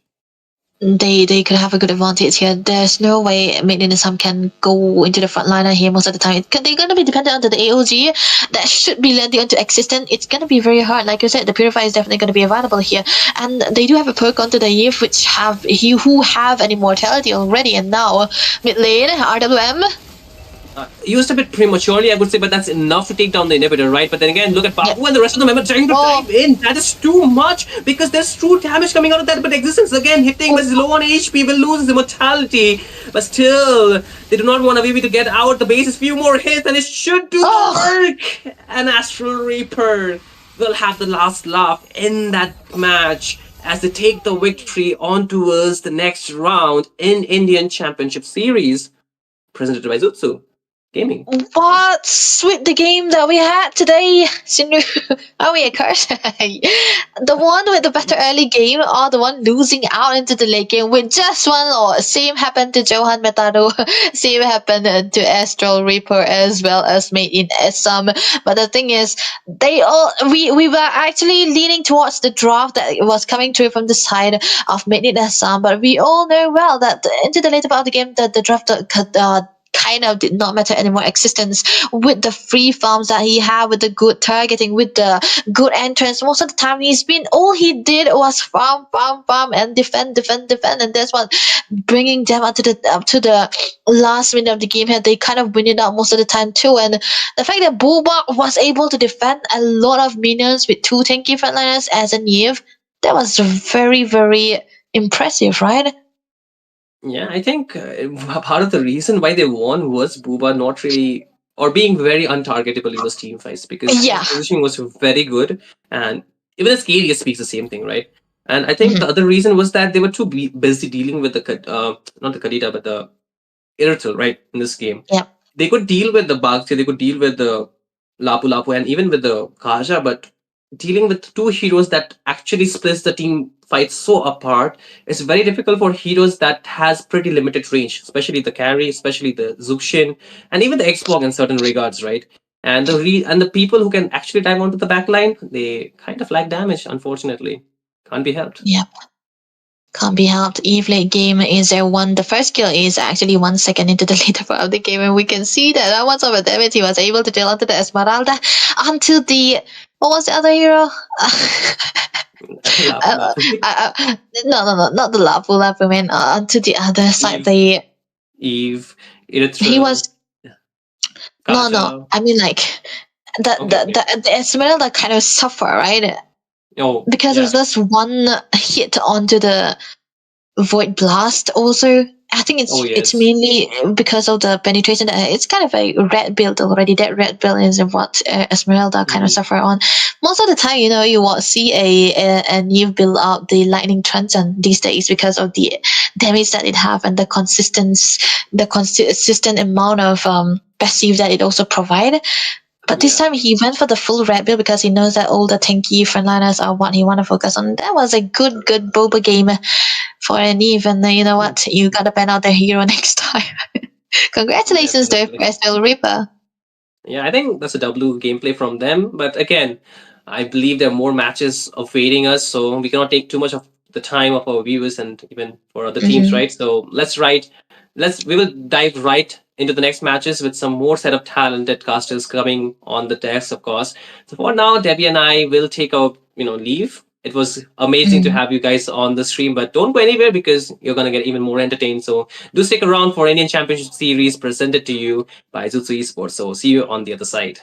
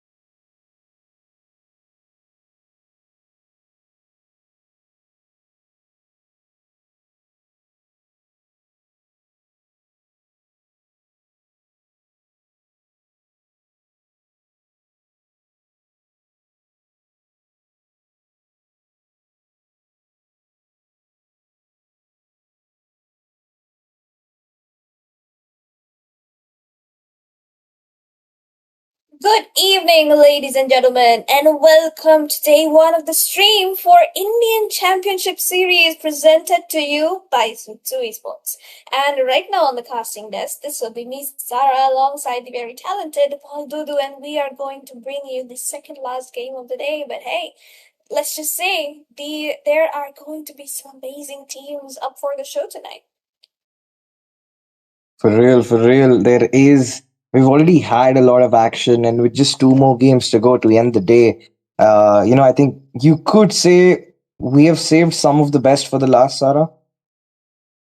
Exactly. So the last for the best it is because, like the saying goes, you should never end on a loss in gamer terms, but why would we not want to save up on that excitement for the last two games? Because, hey, we've got some two very rising lineups up for the games. One is going to be Merino, and the other one is going to be Team Yama. And we're going to see some very new faces into the Yama lineup as well. So I guess we are all hyped up for it. It's going to be a surprise for everyone. Merino and Asur are going to be playing first, and the next match is going to be Yama versus Tuza. So, with that being said, Sarah, we have headed into the draft right now. Merino is going to be starting off with their draft. They're drafting pretty quick already, and surprisingly, it's the Ikshia that's going to be taken out first. What do you think is the thought process behind that? I think it's like Team Merino. I think they are just going ahead with the typical rank bands because these teams they love spamming the Ixia DD combo or the Ixia Estes combo, and some of these people from the side of Team Asur, I feel like it might as well be a respect band for their side. That is possible, yep. It could be respect man. They might have seen someone, they might have met each other in the rank games. At this point, I think every of these, top teams have met each other or have been squad mates at one point. Exactly. So having these people against each other when they have played against each other so many times. I think that's one of like the double-edged sword kind of moments. Like you know what your enemy is going to play, so you just ban it out. But they also know what you are going to play, so you have to play safe. So as far as the draft goes, Ixta, Amon, and Glue have been taken out from the side of Merino, and Asra will be taken out. The classic tournament bans, Jushin, Freya, quite possibly the Grok up next, or maybe the Yisun Shin or the Leomon will go into the ban list. Hmm. So, the Leo is still open. Okay, they actually go out for the Hilda instead. So, right now, Kimi has a lot of options in the lane for himself. I mean, he could pick up pretty much anything he likes. There's still quite a few options left in the mid lane. I think even the jungle, I mean, Suyo, we've not been, despite the buff on his cooldowns, we've not been seen him, that active in the patch. It's still the Yuzong, despite all the nerfs on his passive. You could revamp Vorax however you like, but Yuzong is going to find his way into the meta always. And the fact is, Yuzhong, despite all that, is one of Maserap's comfort. So technically, he is on a very, very comfort hero. That too, hero so like he is so good on, which means that it gives more space to Bobe as well as one last sec to play out their heroes properly. Kyle is going to have a lot of space no matter which goal laner he plays. So Asur really needs to work out here. But they have also gone in for a very solid combination Valdo, which is going to be the Gorok as well as the Eve. But then Esmeralda could be locked in for the side of Merino in the gold lane. A flex pick, of course. Yuzhong could be gold too. But we'll have to see what they decide to pick up here. Yep, anytime now. Okay, they're actually hovering over the Novaria. I mean, the Guni, I think, might be going into the jungle. Most likely it's in the jungle. Yeah, since Kimi has locked in the Khalid, yeah, it's going to be the Guni in the jungle. Uh, and yep, there's the Khalid with the roam. So they've actually kind of got their front line really decked out. So in the next set of bans, I think they'll have to prioritize like probably taking out the Claude because the Claude would be such a good pick against the lineup that Merino is running right now. Exactly so. And Asur really needs to watch out for those setups because Kimi is on his Khalid, a very you know what, omnipresent hero that he plays, and he loves to play that. Apart from the Gara and the Khalid, two of his comfort picks, he generally picks up the Kalia, but this game they just decided to go in for a complete brawl with the Guinevere being locked into the Violet Requiem will help set up for Bobby quite a lot. Masarap will be able to reach down the back line, especially the Eve and possibly the next goal laner from the side of Asur. And Asur really needs to find a way to protect their backliners if they want to win team fights. For sure, for sure. And with that being said, the ban phase, the Valentina being taken out makes perfect sense from the side of Asur. I mean, you do not want to give any of those ults. All of them are absolutely deadly, skills. And I'm actually quite surprised. I mean, that why would they give Kimi the Khalid, because the Khalid is not a prio pick by any margin. It's not like it would have been banned out necessarily. They could have held on to that Rome pick, given themselves some more options. They could also uh, ensured that the mage and gold options would be a little safer. But yeah, what's done is done. And with that being said, they're going to take out the Fanny in response. And I guess since they're taking out the Fanny, they might be taking a mid laner who is not as mobile as they would like. Because the Zushin already taken out. So is the Valentina. And Eve pretty much zones out most of the mid laners. So I think we might be looking at something like the Zushin or Nox. But even that gets taken out. That's exactly what two mid lane bans of Bobe is like being targeted here. That's three bans from the side of Asur for him. So we'll have to see how it exactly goes for Bobe here. He could still play the Farsa or the Zacian if he wanted to, but we'll see what he picks up here with the Khalid and the Guinevere. I think the Farsa is a beautiful choice into this map because there's an Eve and the Feather Airstrike Blast could be hitting her every single time that she decides to go in for the RWM. So technically, Asur is in a bit of a pinch here. Gobe decides to go into the Farsa, and Kyle, of course, just lock in onto the Claude or maybe with the CC and go all in against the Eve and the Grok for the backlane. I mean, you could go for the CC, but why would you even want to try going in melee against that comp? I mean, Merino has way too much engage and re-engage. So I think it's better they would just go for the safe Claude pick. I mean, it's gonna cause Masarop a little trouble. Even Kimi will be forced to spend a lot of his attention over there. But Johan going in for that Hanzo and the lineup that Asur is running, I would not want to face even one of these heroes in general. And they've got four really stacked picks. And the combo, I can only think about how good the combo could be. Textbook wise, of course, like as we like to say, textbook material.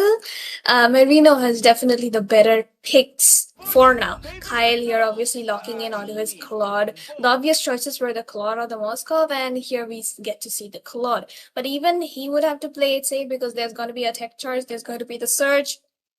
There's also going to be the Hanzo, who can knock him up during the Blazing Duet to cancel those ultimates.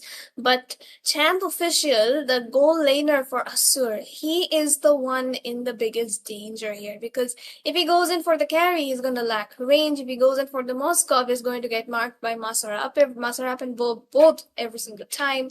If he goes in for any other marksmen which are not so much into the meta, he is going to get countered very hard by the Claude. Even the Granger isn't going to work here. So technically enough, Asur really needs to think this through, and if they force away this Moskov pick, things could look difficult for them. Yeah, I mean, it is not a good situation to find yourself in. Both these marksmen, despite being the main carry, they're the main source of damage on both sides. Apart, at least, Merino does have the Farsa for a little range. While Mist on the Eve will not be giving as much instant burst. She's going to try to chip her way down. But there's so much pressure, both of them forced to pick up the Purified despite having that much of mobility on their end. So I'm really curious to see which gold laner is going to find their way on top. I mean, on paper, the Moscow would have a better matchup, but I think at this point, it totally depends upon how well the mid trio performs of each team. If these guys can put the pressure on, either Kyle, or sorry, yeah, either on the Claude or on the Moscow, I mean, it might not even reach the late game.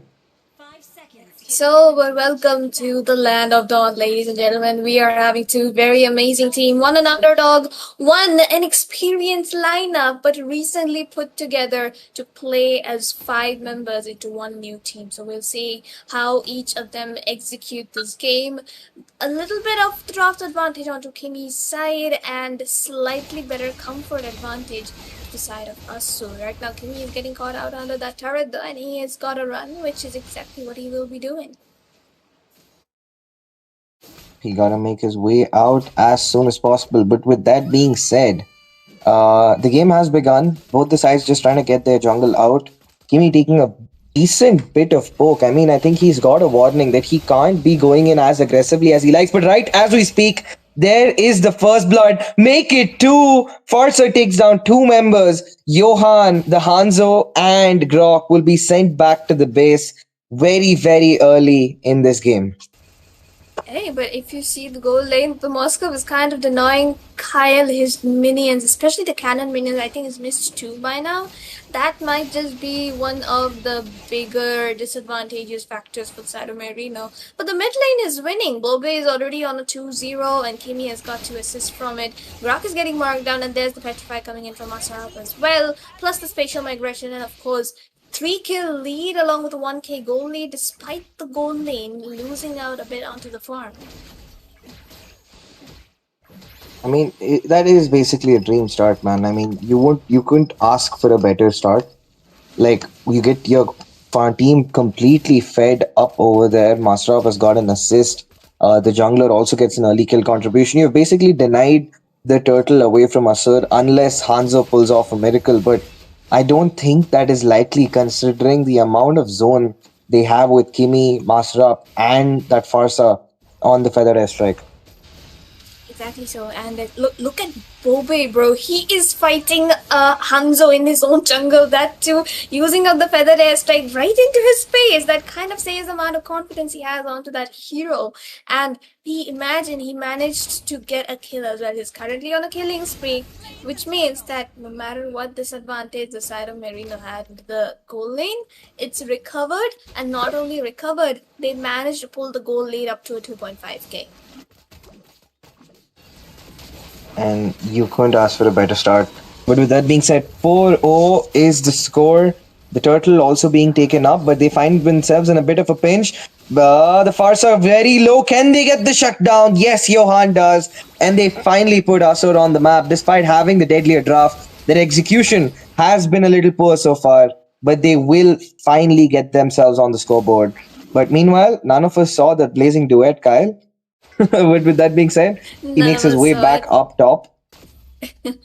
Exactly. So we're just gonna ignore the little mistakes in big places like these from big people like these. But yeah, the Hanzo is going to constantly mark the Farsa, so Bobe needs to play it out safe. Kimi's flicker will be used up to escape from a Hanzo. Not very necessary, especially since Hanzo doesn't even have one of his items yet. But I think it's just a safety precaution because he knows that no matter what fight these people take, it's gonna be okay. And take a look at the items. Hanzo building up the corrosion skid just like Kyle is, and Guinevere is actually going in for the Winter Trunking as his first item. That's a bit of an interesting start, I would say.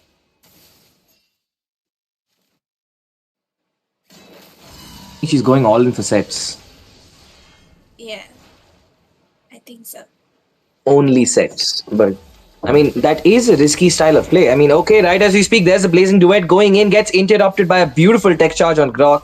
Kyle has to make his way out. The Spear of Destiny will not find its mark just yet. It's Spear of Destruction, but yeah. Yeah, Spear of Destruction. Spear of Destruction it is. Kimi is actually doing a pretty good job of poking down the Grok every single time he tries to stack up his shield from the passive. But the Guinevere, it's not a Winter Trunking, it's a fleeting. Oh my god. That is the most exciting item I have seen into the early game coming in from a Guinevere. Especially because every single time he hits his first skill, the cooldown goes down anyway. But you do you, I guess. But for now, we have to see how Zane decides to play this. He's going in for the Cloud ultimate right there. But yeah, who exactly is he gonna damage? Masarap has the Petrify. We will miss Oh, it. Zane dashes away on time. But on to the gold side, but we're just gonna ignore the turtle since it's gonna be free anyway. Onto the goal side, Kyle manages to secure a kill right out of the turret. He's going to survive the turret shot as well. And for now, goal lead just keeps on rising. It's at 4K right now, and Asur still lacking behind. dude, 4K in just under.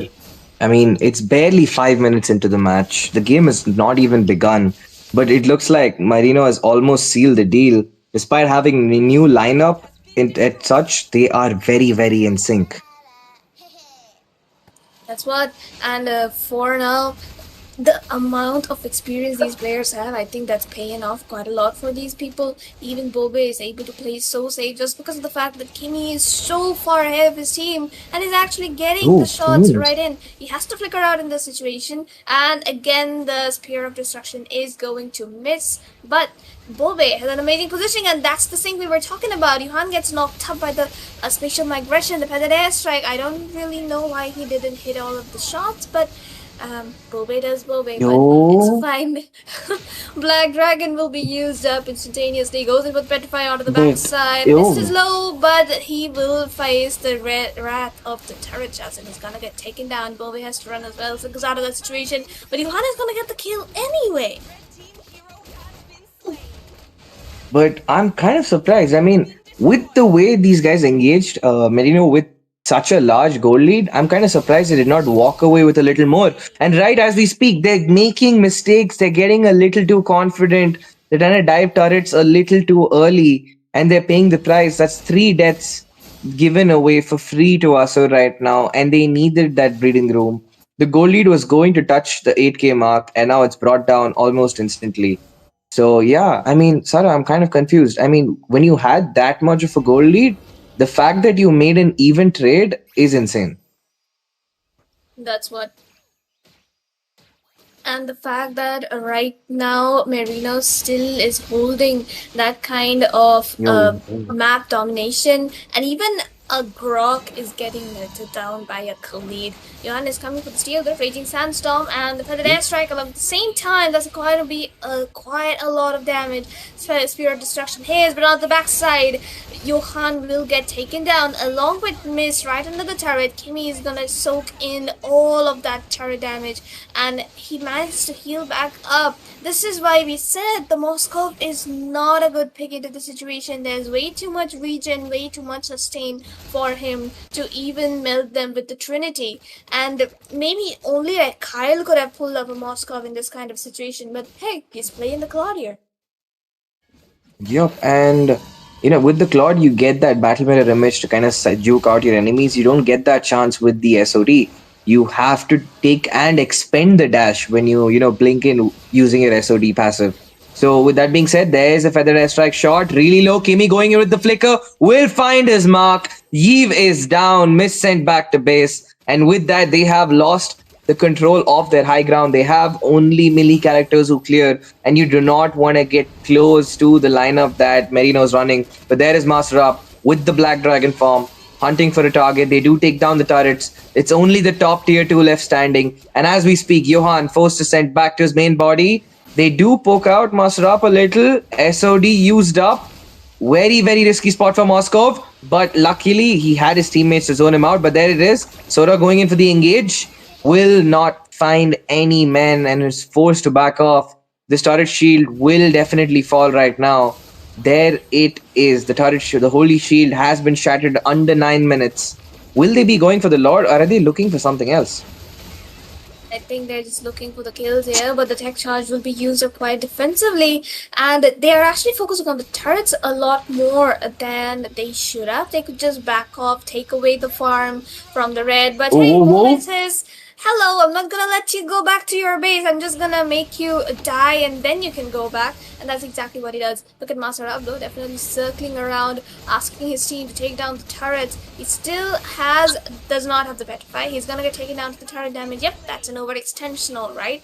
But with the amount of farm that they have, despite getting that 1 or 2 kills here and there, Asur can't really do much because look at the feathered airstrikes. Every single time anybody comes out, Boba is there to zone them away. Boba is there to just blast them off. And that's exactly why it's important for not giving away the Farsa to a Farsa comfort pick user, especially with this much of frontline.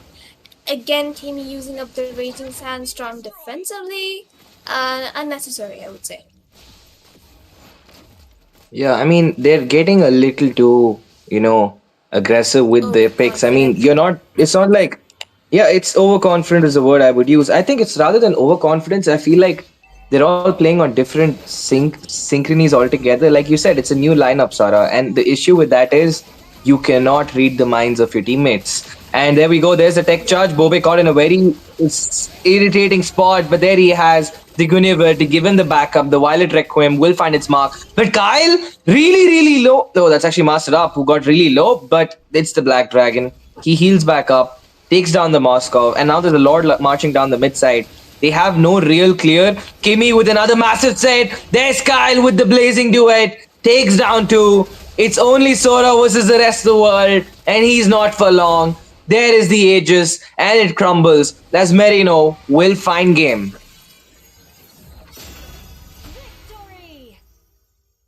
Yep, that's gonna be game taken away by Merino. They have just secured the spot into the next round. And this was honestly a pretty one-sided game. And all we can say to the side of Asur right now is that they need to play it better. The draft was okay, but having that kind of comfort picks every now and then is not the best of situations to be in, especially when you're against a team who has so much potential into their draft itself, and that kind of just is a major factor to,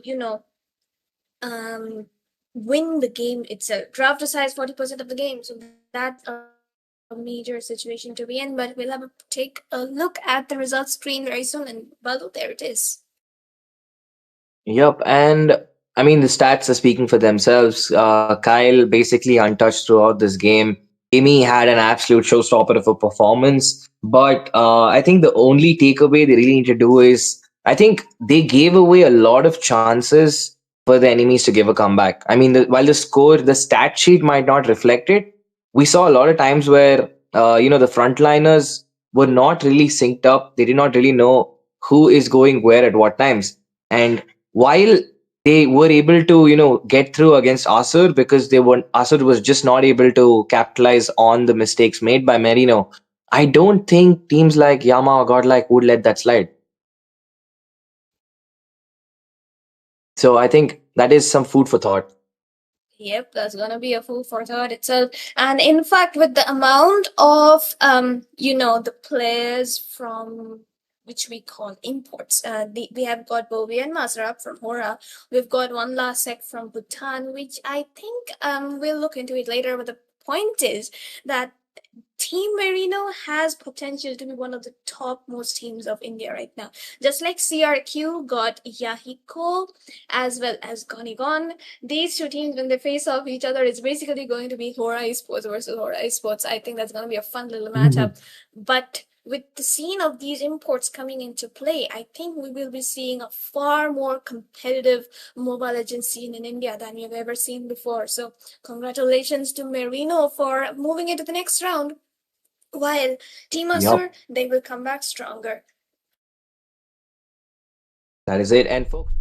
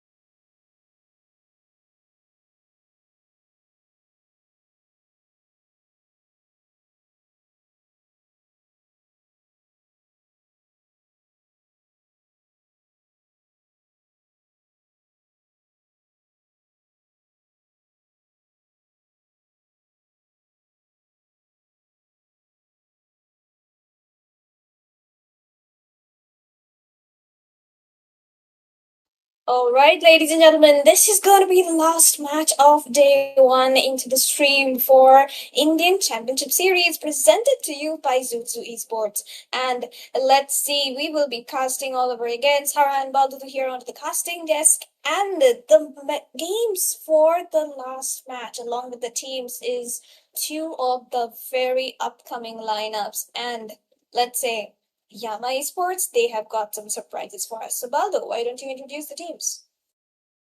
Well, I think Yama Esports and Kuza area, both of them are going to be playing against each other, with Kuza taking up the first pick right now. We're going to be heading into the draft in just a few more moments. Yama Esports, I think introductions would not really be needed for a team like this because I think they have made their mark in more than quite a few tournaments. Exactly. So that they have, and right now, they are back into this game with some amazing new players. It's going to be Yabe, and you know what? Those players, they have been in Four Miracle before from Nepal, and now they are here competing from the side of Yama Esports, the new lineup, and we are very excited to see how they do. Okay, so we have very interesting names from the side of Kuza area. We have Real Madrid. We also have LeBron's James. So let's see. This could go either way. I'm not sure if they're playing MOBA 5v5 or any other sport. But with that being said, the bans are underway. The Grok and Freya has been taken out by their side. And on the other end, Yama will be taking out the Zujin and Hilda. So I think it's looking like a mirror from the previous game. So far, the draft, we're not seeing anything new just yet. The timer running out on Kuza. Let's see what they ban out for now. And is going to be taking out the Yi Sun Shin. So I think it's been a while since we've seen Yi Sun Shin in the first three bans, right? In terms of tournaments, it's been a while. Like he's being prio banned with all the, you know, mage meta. That's I think at this point the mage and Rome picks have kind of taken over with the exception of maybe Yuzong and Claude.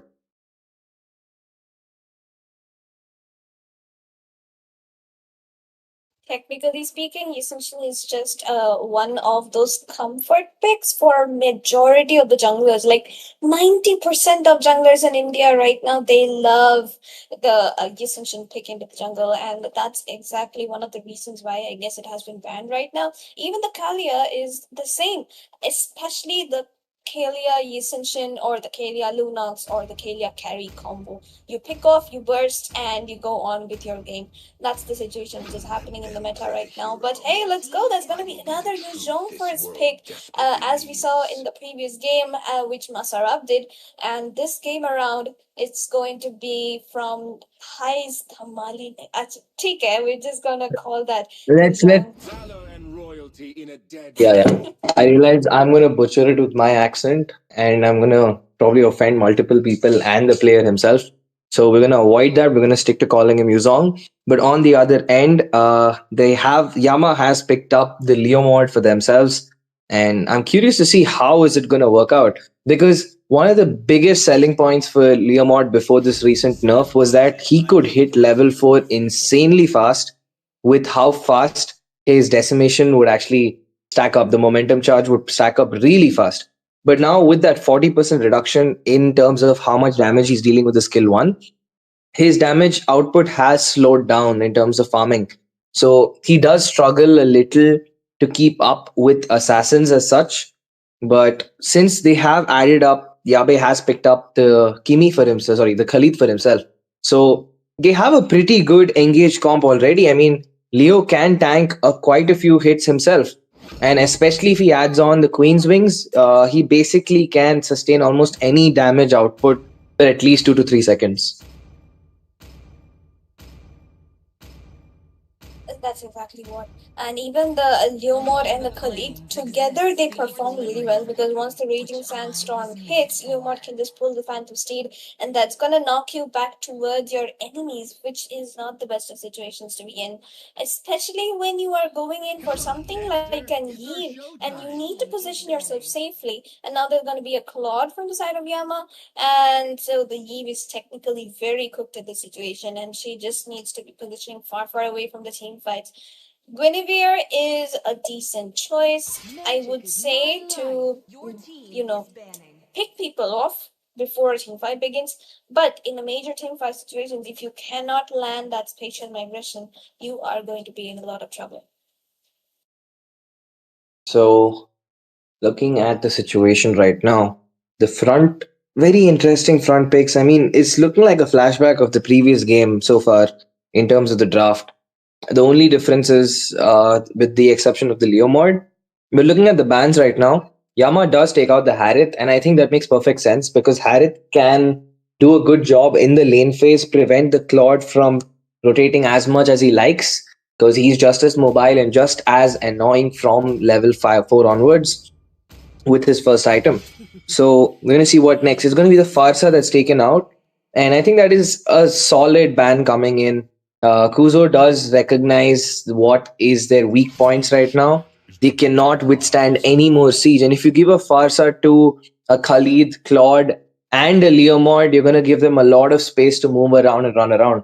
So the Farsa ban makes perfect sense. But what do you think is gonna be the last ban, Sarah? I mean, since they have taken out the Farsa anyway, why not take out something like the Valentina, the Kimi, or even the Zacian up next? Because the Leave technically does face quite a lot of issues against those picks, and you would not want your mid lane to be compromised anyway, especially when there are already so many died in heroes onto your enemy side. You could also ban out on something like maybe the Sora, or let's just say, yeah, okay, that's an interesting ban, I would say. I don't necessarily feel that Esmeralda would have been that much of an issue, but all right, I guess that works for them. I mean, if it does, it does. Not much we can say. But Esme ban is a little interesting because you do not really need to protect the Eve anymore. The Eve is basically cooked at this point.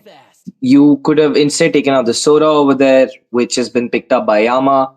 And now Eve is going to struggle even more to find a good position for herself. I really think at this point, Real Madrid is probably thinking that I should have probably gone in for the Valentina. Because not even to copy the ults, I think it's just to stay away from their opponents right now.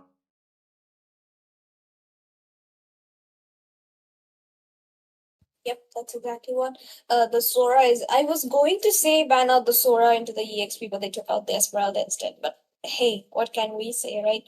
Sora actually a very good pick here. Combos with the entire draft for the side of Yama is a very combinational, you know, draft where they can just sync up the ultimates from each of their characters and it would work out perfectly. But for the side of the enemy, though, they have picked up on the Garot culture and the carry. Both of their damage dealers, the Eve and the carry, are a bit scaling. So that might be one disadvantage, but overall it does look good for them towards the late game, especially because the Garot culture can combo up with the Violet Requiem from Guinevere as well as the RWM. The Lilia though changes things a little bit since she is always going to have the black shoes to run away plus the Purify. So we will see how the side of this Eve Garot and Guinevere combo decides to work around that. And, at this point, like, even if Guni does get a good jump, what is really the point of catching them out? Because both of the main targets, the Claude and the Lilia, are on Purifies. You can't afford to go in and not catch anyone else. Khalid, if he even tries to bait out the Purifies, will be catching himself a little too deep. He might get, caught taunted out by the Gato. Sorry. Yeah, actually, sorry. If the Gato goes in, he might be poked down by the Khalid. The Sora can pull him back into the turrets. It is looking like a very tough early game situation. But if they can get carry the space she needs, the time she needs to get the gold, if she can get those items up in time, will and has a good laning phase, comfortable laning phase, we know how carry melts down frontliners.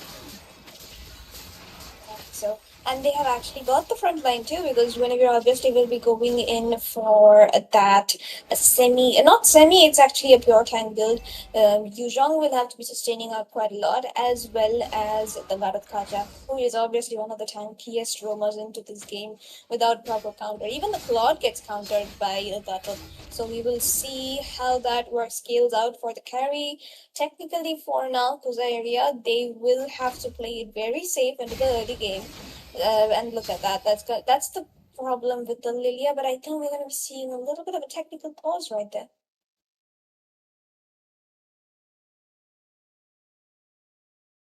Okay, and we're going for the pause right now.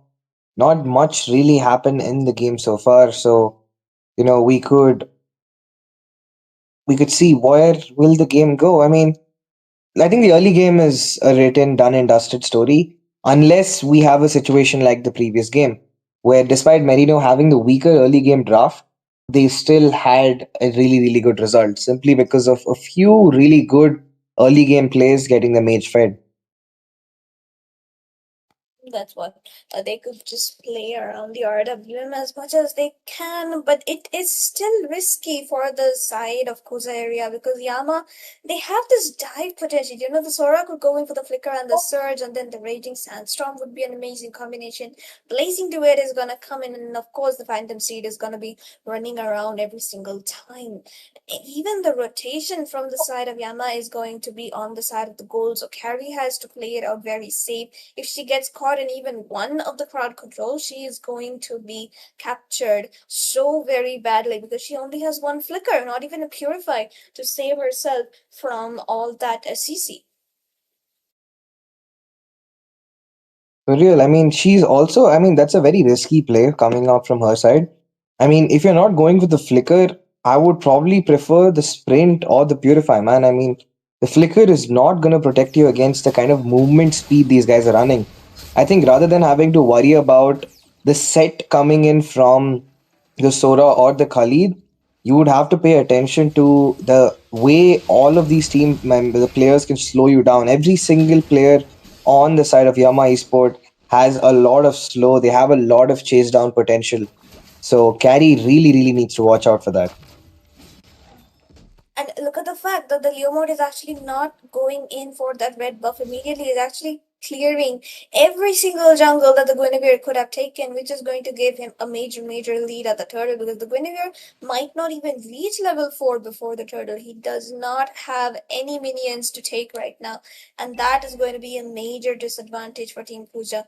And even the pressure being made onto that Puja, the Petrify is going to come in. He's trying to stack out the passive. That's going to be the spatial migration, but the first blood is going to be taken on to Yabe because the backup from the side of Kuja was just a little bit quicker as compared to that of Team Yama. And speed is the name of the game, but who's going to get the turtle? It's actually going to be the Guinevere this time. Yama finding themselves in a bit of trouble. The scoreboard 3-0. Yuzong zoning them away from that turtle. Doing an excellent job, giving Guinevere the space she needs to take up a safe contest. But there's a taunt landing onto Yabe. He's sent back to half HP, and he will back off for now, forced to heal up. And even Gato is going to take up a similar amount of chunk down. Oh, he's got caught out quite low. A good taunt coming in. There's the set coming in by Sora. Catches the members back. The Yi with the RWM coming in. But the damage is not there. Guni will find the mark onto Sora. And there is the turnaround. A beautiful flick coming in. There's the Leomord coming in with the Phantom Steed. Will he go in for the fight? He still continues. Guinevere with the Violet Requiem trying to catch down their targets. Bit off a little more than she can chew as Leo will be taking the kill onto Guni. Not for long. They make the trade with the Yuzong and he will finally fall. Will Gato manage to stand strong? No, he does not, and ends up giving Leomord an absolute feast of golden experience as he picks up 2 kills and an assist. Absolutely. So, and as we can see right now, Team Yama, they are managing to hold on to the map control. despite the goal lead technically being absolutely equal between the teams, Kuza area does have 2 extra kills into the early game, which is a decent sign for a late game draft like this. It does mean that Team Yama needs to strategize a little bit better with their draft and use their ultimates to win out the team fights. They need to wait for Yabe as well as Celine to set up, but right now the Sora hasn't been able to do so, and in fact the Yuzhong has had a slightly better performance towards the EXP lane. For sure. I mean, it is the Yuzong. So, and he's also doing a really good job with the way he's rotating so far. They're trying to ensure that Guni is focused on the buff rather than the turtle right now. Leo will begin the objective. The neutral camp is being secured. And yep, there's no contest. There's no real contest coming in. Guni is going to back off for now. There is a massive engage coming in. They will find their mark. Leave will be sent back to the base. The Aegis respawn. Yuzong going in. Dives onto 4. There's the Furious Dive and the Dragon Tail. He's trying to sustain against it all. Blazing Duet comes in with the Claude. And he will get the kill he needs. 2 men down from the side of Kuza as Yama will equalize on the scoreboard. Absolutely. So they are beginning to scale up much more as Void is getting his farm on that Claude. Even Lulian is trying to steal away the farm from the hands of LeBron James. That's a fun take on the name, I would say. But here, Team Kuza are losing their lead. They need to protect the carry. They need to play around her, but they aren't exactly doing that. They are taking more of brawls than they can handle, and that is proving to be much less advantageous for them. But look at that, we might see a fight down bot, but I guess not, because both the teams, they are just trying to defend up their tier 1s, and while Yama, Lilia? yep, oh no, Lilia in mid? but in danger here, Lilia in that's mid got gonna out. be taken down. Look at that. And they did trade it out somehow. They did get a kill on mid and equalize, but Gato right now going in midst with just a Guinevere for damage. I mean, that is not the play you want to be making, and you have lost out on your ultimate. Hopefully, it is back in time before Lulian will begin with the turtle once again, as Guni will be going for her own buffs. Both these junglers trying to get their levels up as much as possible, but right now, we have a clear winner in terms of the red tree. It is going to be Lulian for now. He's hit his level 10 mark already.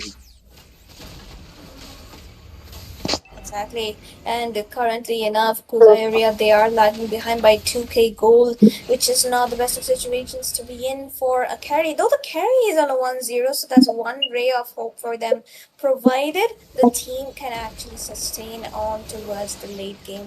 That's going to be a surge as this Raging Sandstorm being used up. That's going to be an instant double taken on by the side of Yama. That's the sync we needed in the early as well. That's the thing we are getting to see now that it's mid-game, and I think that is exactly what we will be seeing as the game progresses. And all Yama needs to do is patiently use up those ultimates at the right time instead of just going all in at the same time. And I think Yama has picked up on that script because they're doing exactly that, Sarah. Apart from those, mistakes in the early, there it is, another red buff in Wade, the Crimson Golem taken away from their opponents. Yuzong forced to use up the Black Dragon farm to stay alive as their turrets being sieged down. Retribution used up by the Guni to clear up the minions. Sora sends the Guni back. The dash is used up. 3-man caught with the massive taunt on the AOG, but the damage output is severely lacking. The RWM completely halts the offensive of Kuza, and they do not have enough men. They do not have enough bodies. They do not have enough damage as 3 members down from Kuza as Yama firmly in the driver's seat right now. The goal lead shooting up to the 5k mark. Items are up, Sarah. Absolutely. That's gonna be a Warx and brute force from the Leomord. That's gonna be enough sustain. The Claude is nearly about to finish the Trinity if he makes up the corrosion up next. Carrie, meanwhile, has the similar items, but she is making the DHS last instead. But LeBron's James gets taken down out of that tier 2 almost immediately that he steps out of the inhibitor tower, so not a good sign for Kuja at all. Yama currently has a lot of map advantage. They are even leading forward to those tier 2s. But the only lane that they could not find was the goal lane up top, which was Carrie's lane initially. But I guess now, since Kuja cannot really come out as much as they would like to, Yama would be gaining advantage on that lane too. Yup, for sure. And with the way the situation is going, Yama needs to make a mistake. That's the only way they really get the play they need. Uh, I mean, Kuza has to wait for an opportunity right now. They can't force the engage. They don't have enough engage tools, especially because everyone on their opponent is capable of disengaging just as quick. So, yeah. Exactly so. And right now, the Lord is being taken down by Leomord, which is the smartest move to be because your team is already ahead in goal, so you can just take the Lord all by yourself. You do not even need to worry about being taken down by the Lord. Since it's the Leomord, you've got the Warx, you've got the Sustain. Meanwhile, the rest of the team is just keep zoning their opponents away, and Kuja currently getting pressured so badly into their own jungle. Whenever the lead she had in the early game, completely lost it now because Lulian is at a level 14 while the Guinevere is at level 10. Same goes for the Carry and the Claude, but as we speak, Carry manages to reach a level 11 and a 200. One good thing for the side of No, Kuja Esports. wrong. But right now, Yuzhong is getting pressured. He's gonna get taken down. AOT lands onto 2. Guinevere does get the Violet Requiem onto the Good. Leomord, but there's not enough damage from Mhm. anybody. That's gonna be the Surge Ultimate along with the RWM. They're playing inside My the RWM, God. but the blazing duet a little bit too much for them to handle as Kuja gets taken down. 3 members wiped. Lord marching down the mid lane will be taken down because of the heavenly shields, but the minion waves are still going to be charging in. And Sora, man, he's doing so good right now. Celine on that Sora. Absolute miraculous set so far. And like you said, Sora, they just do not have enough damage. There's no one to stop them right now. Their members are still respawning. The Guni is finally up. Yama is not going to look for the siege just yet. They're going to try to clean out the side inhibitors and put that lane pressure mounting onto their opponents. It's all but one inhib down and make it none. It's just the Aegis against the rest of Yama Esports. They will be looking for the end. Look at the burst coming in from the Lilia, but she got taunted in a little too deep. Did not get the chance to pop the Purify. Got a little too confident, and these are the mistakes you do not want to make. Absolutely so, and those are the little mistakes you need to avoid every now and then. But the lead is still into the hands of Yama, and that's a whopping 9,000 goal lead. Not easy to come over this late in the game. It's been 12 minutes already, but the hope still stands into the hands of the carry. If the Gutthought and the Gwynny manage to get even one proper setup onto 2 or 3 people, the carry can burst them down. Team Yama, they have sustain, but it's not the kind of sustain which nullifies the damage from a carry, especially because they do not have like the anti-cuirass, the blade armor, or the chastity pauldron, except for the Khalid out there. So technically, they are still in danger, but with all the inhibitors getting taken down, that's gonna be a concealed play, Baldo. Whoa, big set coming in. Lulian will get the kill onto Eve, and without the RWM, oh my god, Kuza is just so fragile. Their base has been completely ripped open apart. The minions marching in. Cutout trying to pull off a miracle. How many members can he taunt? They do get the kill onto the Khalid, but Sora Sora! with the set, the blazing duet to end it all. That is a wipeout, and Kuza sent out with Yama marching onwards. What madness, Absolutely. man. That madness, Absolute the madness. Sora, bro, the Sora, the amazing sets. every single team fight where it felt like, no, the carry is gonna get something, that Sora came in clutch with the surge and the flicker and caught three people towards the end and took down every single person from the side of Koja area. Congratulations to Yama for such an amazing performance. Despite having a little disadvantage into the early game, they managed to turn that out magnificently and are proceeding to the next round. Ah man, I mean, I know for a fact Kuza is regretting that Esmeralda ban right now. Oh god. Despite having the lowest score in terms of the game stats, this dude definitely had some of the highest contribution possible. But the actual MVP is gonna be win-win on the Lilia. Apart from that one mistake at the very end, this man has been nothing but fabulous for his team, constantly baiting out engages, not giving Guni the space he needs to move, slowing down the Guttoad, baiting out dashes and flicks, and overall just being a menace on the battlefield. And that is why you can see the Claude has basically not been touched at all. I think he's barely taken any damage this game. Exactly so. And Pusa area, honestly, I liked their Yeah. game plan. It was solid. But somewhere, somehow, they just fell short, and that execution didn't come out as properly as they would have wanted it to. And I guess that's where the experience which the side of Team Yama Esports had. So technically enough, that was a very deserving win onto the hands of Yama with their new lineup. Definitely dominated the map quite a lot. But that's going to be it, Baldo. That's going to be day one for us. And tomorrow we will be back with some more amazing teams. And big shout out to all our viewers watching. Stay tuned. We have so many more games coming up in the next few days.